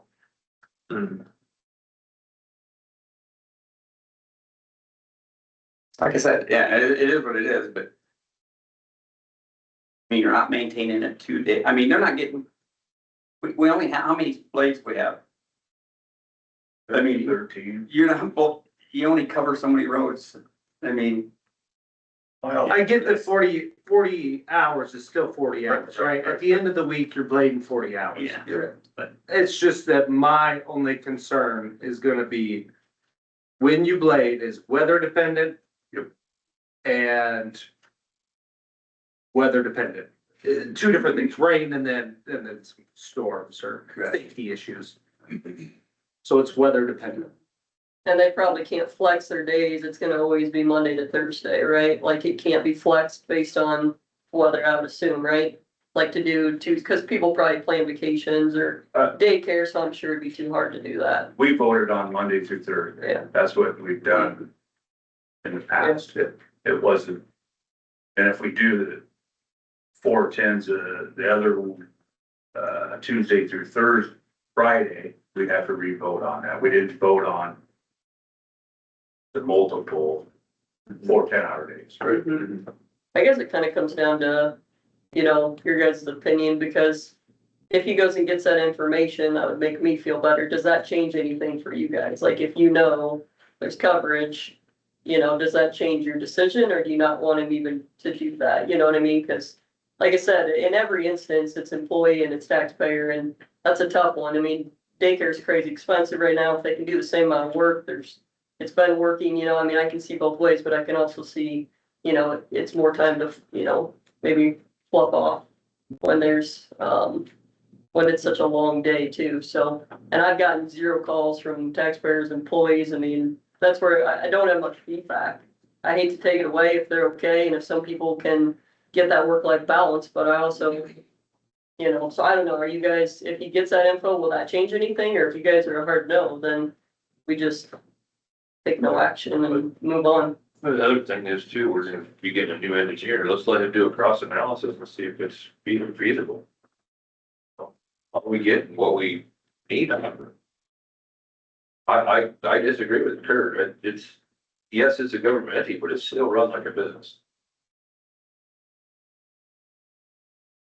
Our ultimate goal on this board is to save money.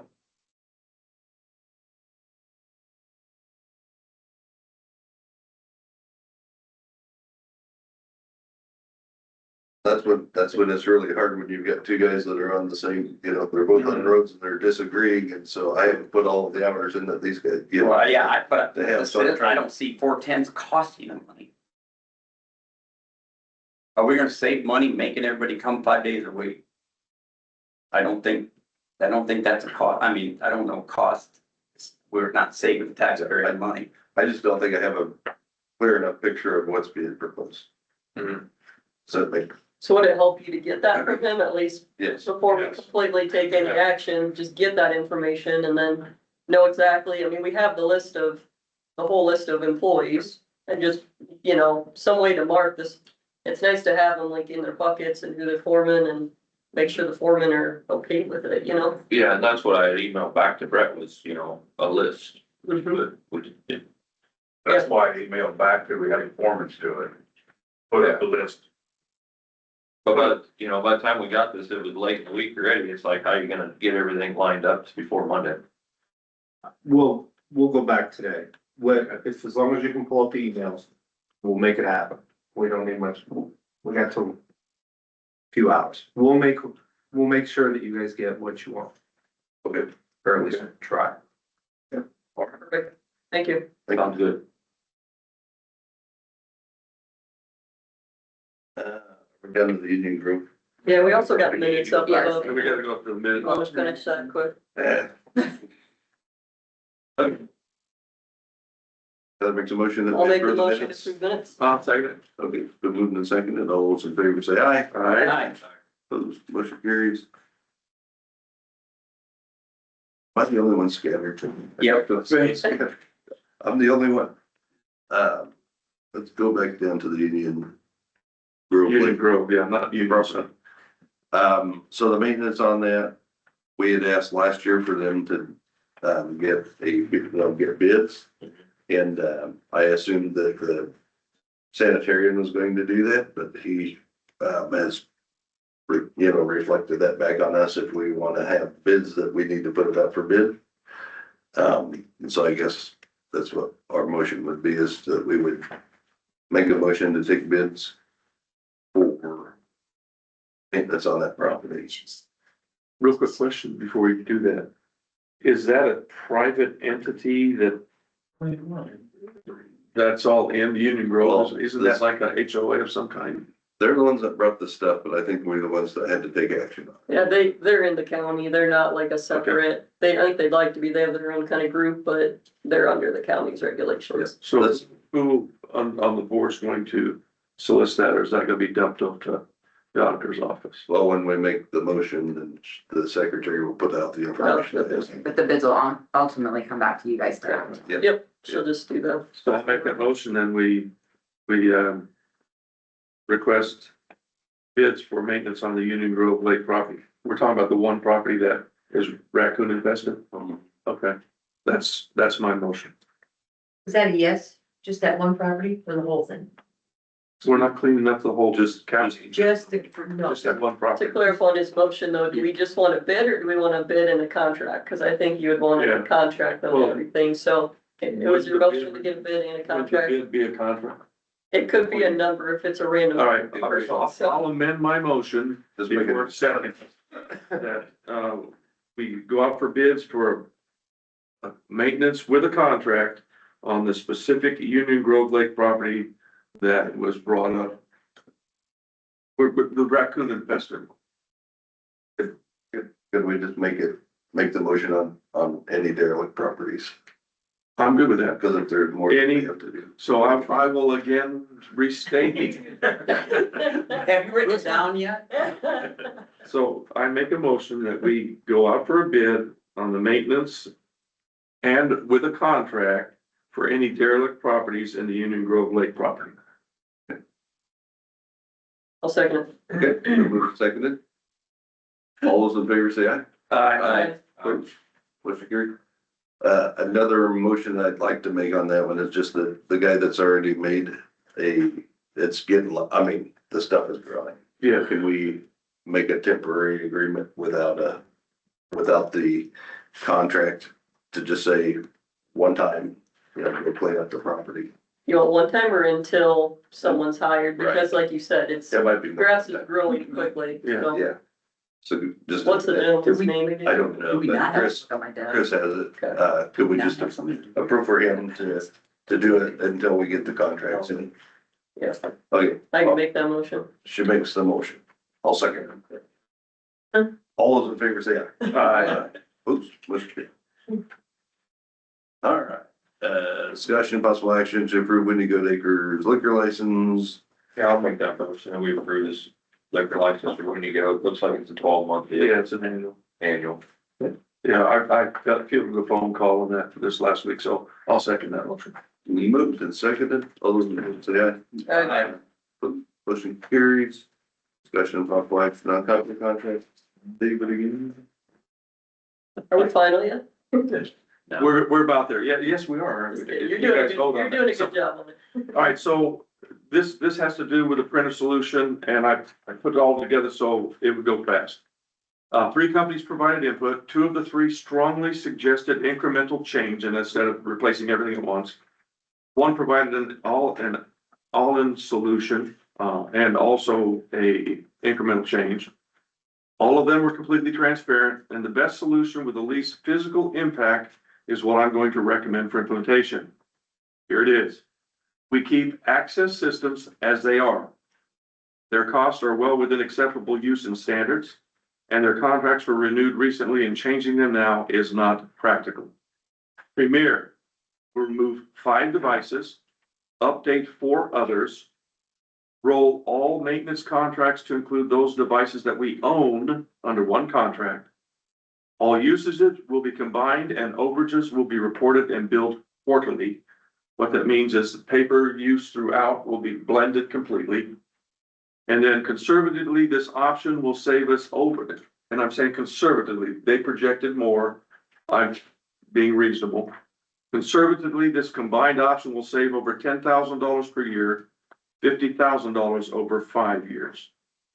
And so I'm making and I've got to add in here, I had concerns over a statement in the contract regarding it can't be terminated, can't be revoked, etc.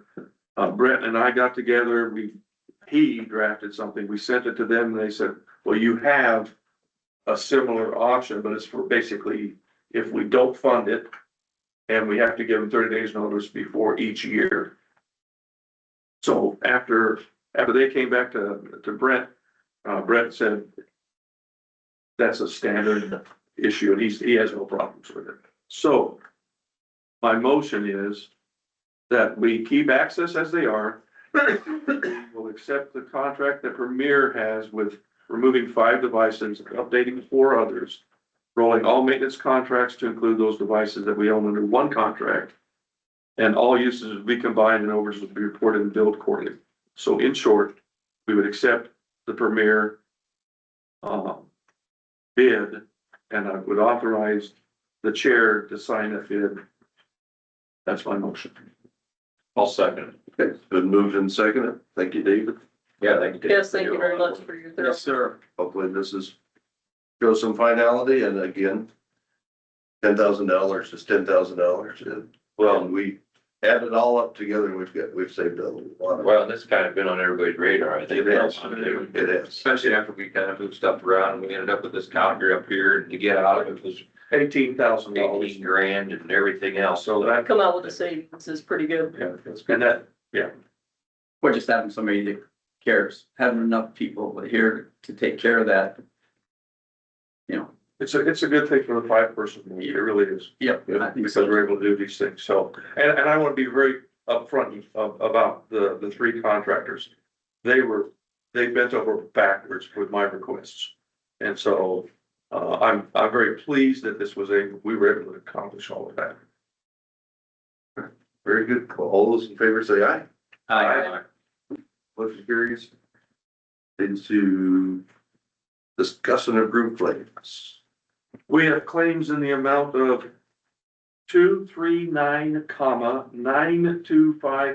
239,925.02.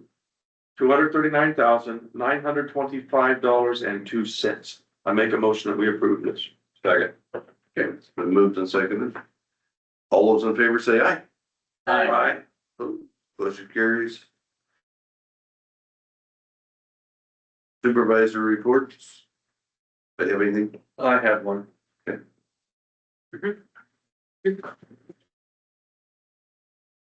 So, back to the IT world.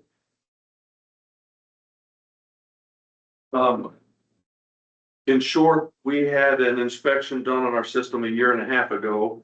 There were a lot of things in play. One of the reasons I asked that you make me the interim IT director was because things need to get done. We, as a board, approved the Ninja One deployment a couple of months ago. It was tested. And so I told Corey, send it out. He did. we have had 3 different agencies say they're not going to use it. Well, it's been elevated all the way up to our county attorney and he's validated its use. I've got that, in a text message back from him.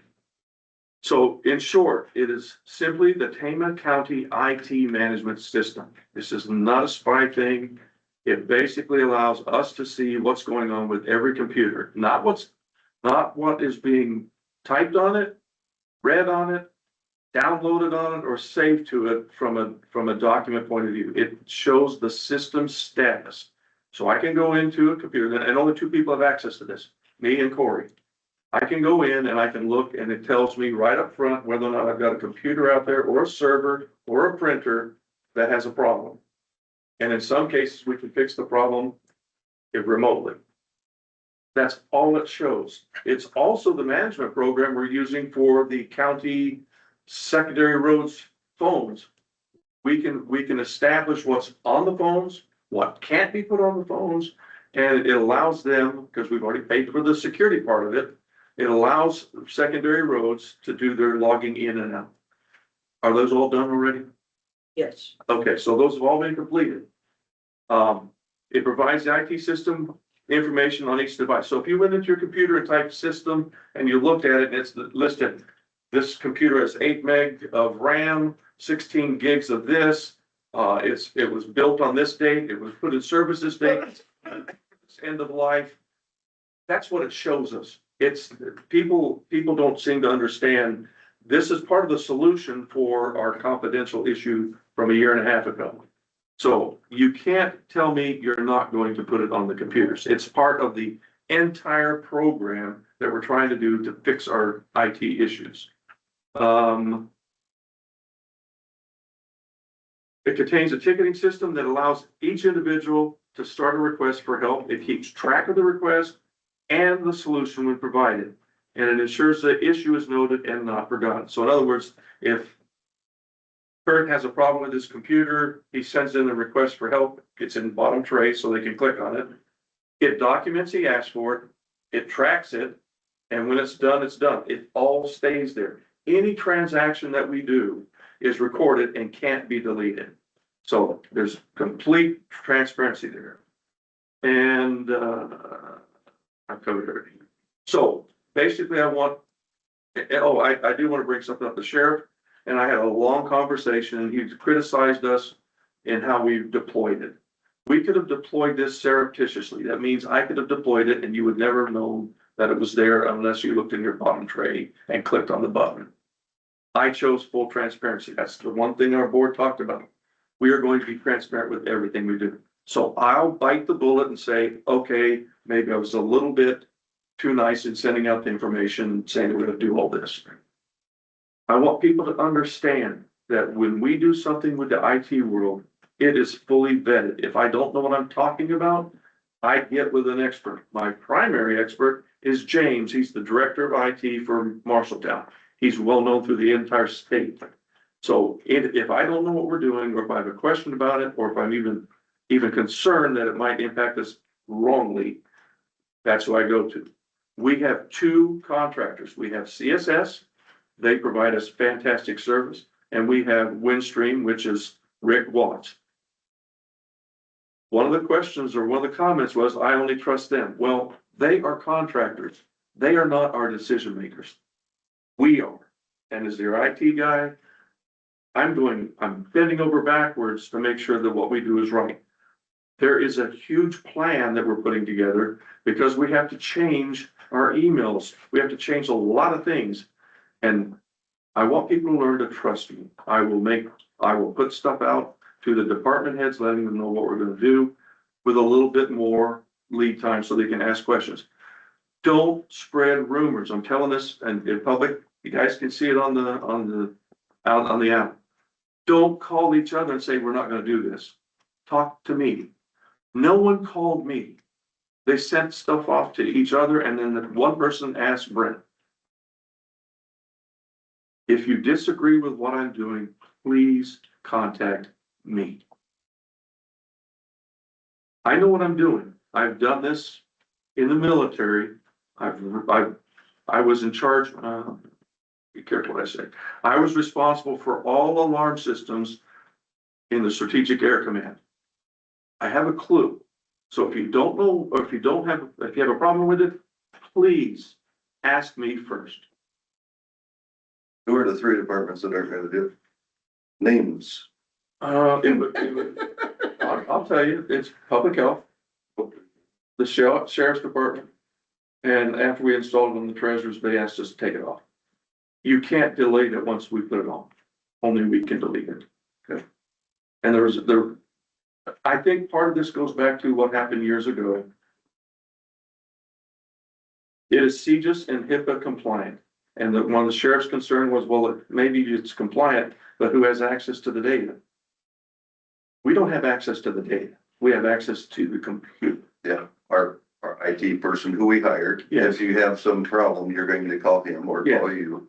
Yes. So how far do we want to take? I mean, are we willing to fight back or? I'm not talking about fighting back. We're just, guys, you need to put this on your computers when we ask you to, or I will go down the path of surreptitiously putting it on like every other IT director in the state does. Well, no, it's not surreptitious. I know, but I just want to be blunt. I'm not doing anything sneaky. I'm taking care of the problem, and there's a lot more that has to be done, and I just want this out there. There's going to be more coming. I'm going to have a meeting with all the contractors, James from Marshalltown, and we've already got a roadmap, but we're going to lay down gates that we're going to meet. I'm tired of the bureaucracy slowing things down. I'm going to fix it. And I want it done I want it done quickly, but before December, in case for some reason I don't get elected again. It will be done before I'm gone. So I don't know if the board needs to say, hey, you will do what David says, or just trust that I know what I'm talking about, and I'm not, and the sheriff thought I was stressed. I'm not stressed, not at all. Frustrated. Very frustrated. People, they can just refuse to do what's right. So. I don't know if we need motion. I think I laid it up pretty cleanly. We wouldn't be able to take action on it today unless you put it. I think we already approved, I mean, we Yeah, we approved already the approved it. contract, and so. We approved the contract Yeah, a while back. We tested it. We even got a 6-month free use of it based on the contract we signed. Corey fixed my computer from home. Yeah, so all of this stuff is done to be able to manage our system. And as We're not spying on people. we're not spying. That's essentially. Yeah, no, we're not. David, can I say something? Jacob from 911 here. Can you hear me? I lost my volume with you. I'll just say this, just for those that were a little bit skittish about all this. I met with Corey last week, looked over the software with him. He kind of just showed me it. There really is no gimmicks or catches to the software. It really just gives them a good bird's eye view of the county information technology in general, and just gives them a heads up on, the status of everything. They're trying to stay ahead of any problems before they happen, and that's the way that they're going to be able to do that. Corey demonstrated to me, remoting into a computer, and they've got it set up to where the user actually has to acknowledge that before a person can even get in there. In instances where there's somebody that's not sitting at a computer, that process is different, but they really can't do or take anything from us. And to be quite honest, I really like the idea of being able to call Corey for an IT issue instead of having to pay $150 to bring in a third-party vendor, for example. So I know there's some apprehension to it, but this is good for all of us. I know it's different, scary, but it's not spyware. It's not anything like that. They've got our best interests in mind, and this is a good way to save all of us some money and keep it in-house. So just want to say, it's to echo David's comments, this really isn't what it's been made out to be. I've looked at it myself, and I imagine if anybody wanted to go speak with Corey about it, he'd be more than happy to show you as well. Thank you. Yep. Okay, thank you, Jacob. Thanks for your diligence of going in checking it out yourself before categorically rejecting, putting it on your computers. You have a lot of technology in your business there.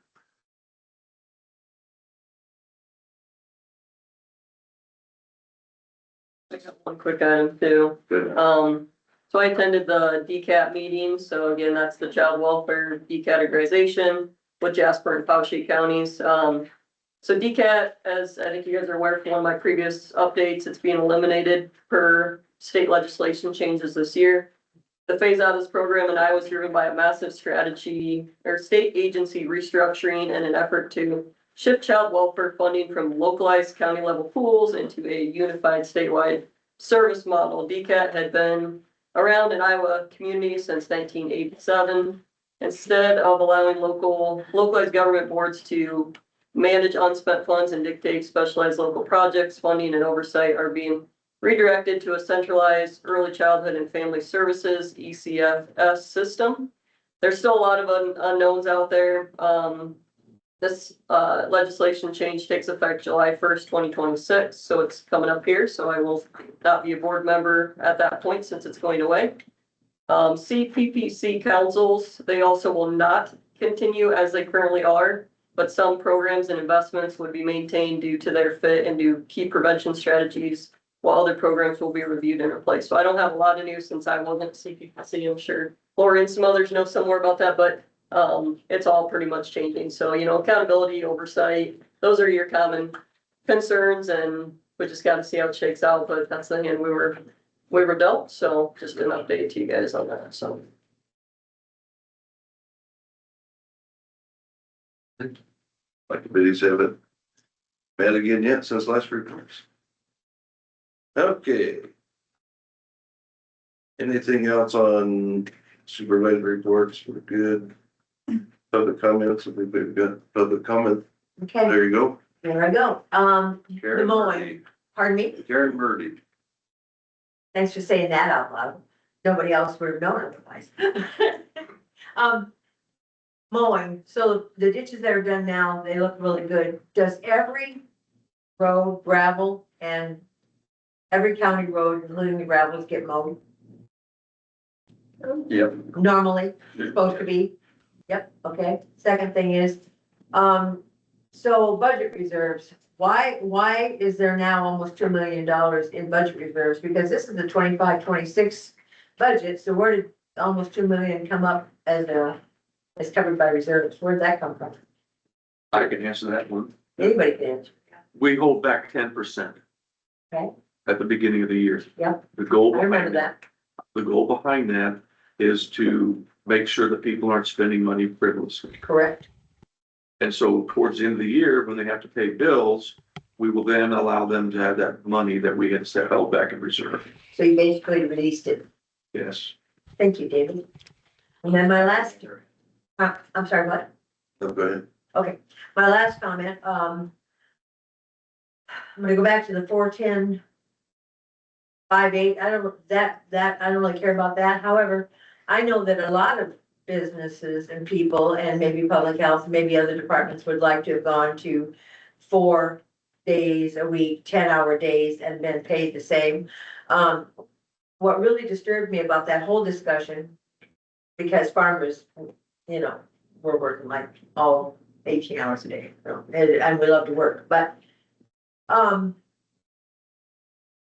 the veiled threats of, well, if we don't get what we want, we're just not gonna work. We're just gonna not. It almost sounded like if we don't get what we have decided we want, we're just down at the shops and not put in our 8 hours a day or our 10 hours a day. That is what I was hearing. And if I heard that, then I'm sure other people heard that today too. That really bothers me because my gosh, if they're gonna get paid for an 8-hour day, they need to be working. Except for maybe that last 10 minutes where they're waiting to clock out. Except for downtime, maybe where they're reorganizing and having a little bit of a meeting as to who goes where. They should be working those 8 hours a day, whether it's an 8 or a 10, or whether they get their way or not. I mean, what if every department in this county said, if we don't get what we want, we're just not gonna work a couple of hours each day. That, that was very disturbing. I've not ever heard that in here before. That was a threat. And I don't want other I don't want other departments, I don't want public health to do that. I don't want anybody to do that. Brett didn't say that. I said that. I know you do. Yeah. I know you said that, And Kurt. you took it a little different than I meant it. They're just not gonna sit down. Okay, sit out in the There's- trucks and do nothing then? There's just different way, yeah, I mean, Sleep along the gravel road? Yeah, I know, we've seen that. Maintainers with guys sleeping along the gravel road. Yeah. Yeah, we've seen that. so it's just. But there's reality in life and There is, and that's why we elected you 5 representatives for our county, is to clean up a bunch of But this that's- stuff that's been protocol in this county now for not just a year or two, decades. But nobody's sitting around. Like you put it out. I meant attitude. Caring about their jobs, the job they do, the production that, of their production is.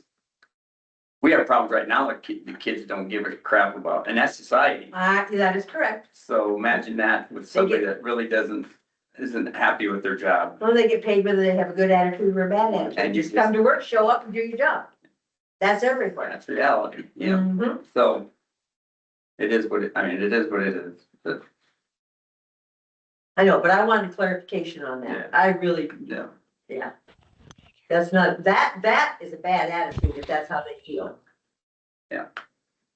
Well, that's society. In general, is. that's just not. Yep. May I speak? Who is it? Sorry, it's Stacy Zeman on Teams. Go ahead, sorry. Oh, real quick, sorry, I probably missed it because I had to step out for, I know the county's mowing weeds and the roads on the east side of 63. Are we gonna see any action on the west side? And when are we gonna start spraying? Because the parsnips, mustards, and thistles are blooming. Some roads I'm driving due to the detour, the thistles are as tall, they're up to my side mirrors on my Ford. So I've actually been spraying the ditches along my entire property to keep things under control. But when I look to the west of me, it's nothing but parsnips and mustards all the way up the hill. And they're getting ready to seed out. So I just want to know if we're going to be proactive and spray now or wait till the seeds are already flying like last year and then spray. Thank you. Yep. I think that we had answered. We answered that while you were gone, or maybe off the Sorry. chat. No, that's okay. They are out mowing already. The Blakemen are mowing their own districts. Perfect. Thank you. Just gonna add public health did do the 4 10-hour days for several years and we no longer do that. Okay. Yeah, honestly, when they had brought it up last year, I had asked some of the department heads what they would think of going to 4 10-hour days, including this building. Because if it's good for daycare for one, it's good for daycare for all. I know there would be a lot of happy people. We just never could figure out how we could make that work. We just close the That would building be down. acceptable, but Oh, yeah, that would be You bet. that would make it good. Online comment, not sure on the pronunciation here, Jay Roby. This is for public comment. What prompted the HR audit by the state? What were the findings? Will they be released to the public like most of the HR audits conducted? Not sure I quite understand the question. Could you read it again? I'm sorry. What prompted the HR audit by the state? What were the findings? And will they be released to the public like most of the HR audits conducted? That's Rob Stances. Rob Sandin released all of that. It's a public document. That's the best. I'm sorry. I'm here. No, the question was regarding the adjustment to the budget. So the county had to pay for that HR audit conducted by Rob Sands. Yeah. Yes. So what prompted that audit? That was the question. What prompted the state to conduct that audit? Is it something that normally happens or? Was it requested? Think the most clear answer I could give you is it was prompted by board action. This board approved a motion to hire the state auditor to do the audit. Outside of that, this is obviously an ongoing legal dispute and subject to discovery process right now. And so that answer I'm thinking is going to come very soon, but this isn't the forum where we're going to disclose that. Nope. That's all I wanted. Thank you. Who was that just now? Jay Roby, No, the gal. Jessica Jay Roby. Jessica Roby. Thank you. Go ahead. Travis Star, you guys have done a wonderful job. Very impressive. I feel very comfortable and confident in all of your competencies, and it's been really neat to watch you work and see how kind you are and respectful of each other and respectful of others. I wanted to apologize a little bit for that section of my introduction where I got into some of the harms I've suffered. I do have post-traumatic stress syndrome, and sometimes when I think about some of my losses, or I speak about them, or I write about them, I can have all kinds of reactions. What you saw today was pretty minimal and pretty regular. I can have heart attacks, I can pass out, I can fall asleep for 2 days, I can lose the ability to speak. I'm like Yosemite Sam from the Warner Brothers cartoons, or Roscoe P. Coltrane from the Dukes of Hazzard. I can't form a word. But what happened today is I start to ruminate, or I start to perseverate. Like, I can't get out of this, like being stuck in a dryer, and I can't reach outside of the dryer to turn it off. And you saw my friend here trying to pinch me quiet, still me, because Jordan. He's very concerned, and he wants me to be effective, and he wants me to be successful. But at the end of the day, what it comes down to is every harm you can conceive of that would happen when a governor tells a county attorney's office to represent a civil litigant. Everything you can imagine, plus all the things you can't imagine, happened to me. And I've got them all written down, and they're all nice, and they're all in great order. And I've tried to get some help from the oversight agents that we normally would go to. I've met them all in person, and I've written them, and they won't help me. So the idea is simply to introduce myself today, send that written material, cite chapter 331 for board duties. You're being an oversight agent, and in this case, simply helping the citizen get to another oversight agent and make sure that some action is taken. Something has got to happen, because this has just been a nightmare for me. And it's gonna happen. The state's gonna find out, why the governor took Rob Sands' duties away from him and gave him to James Albert. But that's just, it is what it is.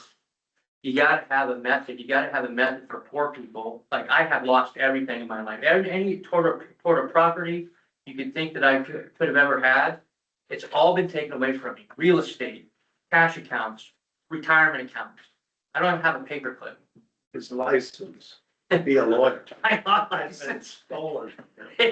Judge Ellison, during my trial, which he was disqualified from, went into the room to report to have my license taken from me. And then my license was taken from me summarily by a committee in the 2nd Judicial District, which was chaired by Jessica Reynolds. And I don't have a law license in Iowa anymore. Anyway, but I wanted to send you this writing and ask you to pass that along to the oversight agents. What I foresee happening is asking you to make just your receipt of the material an action item, and then receive it for a week or receive it for 2, and then maybe someone think about what to pass on. And no one has to do it individually, but I would request that the whole board do it. It'd be a board action. We had this guy come up. He needs some oversight. He's not getting any. I'm an oversight agent. We're all oversight agents, and we're concerned that this isn't being attended to. That's it. Typically, the way that we receive information, if it's something that is legal, it goes through it is accepted if there's anything to serve us. So. Oh, no, you guys are, no. Other than that, anything that you share with any member of the board, hard copy, it doesn't matter if it's electronic, becomes a public document. Sure. And so I would reject the idea of formally accepting something, as a board action. Okay, Teresa, okay. Because that sets a precedent that anybody that wants to give us any information, that they're going to have to go through the same process, so we're not doing. Okay, I less formal is better for me. I'll just shoot it over to you and ask you, pass it along. Yes, sir. Thanks. Yes. I'd have whacked him instead of Tom having to pinch him. He didn't tell me to whack him. Well, no, I'd have done that. You guys know that. You could have whacked me. For free, I'll no let you kidding, whack that's me. right. Go back to the weed, the simple problem. They alternate east half to west half, each year. So they spray on the east side, Spring and fall. yeah. Yeah. So if you spray, they spray in the fall for both sides, Makes sense. but in the spring, they're either on the east or the west. Yeah. Good point. Yes, one more. Those are not windmills north of here. They are turbines. A windmill is a windmill. Those are turbines. I would like to clarify that from past history that we've had ongoing in this county. Thank you very much. Pella has windmills, right? I'm sorry. Pella has windmills. Thank you. And so, And some farms also still might have a windmill. Yeah. Yeah. Those are turbines. A little bit taller. I make a motion to adjourn. Thank you. Anybody? Second. All those in favor say aye. Aye. Thank you.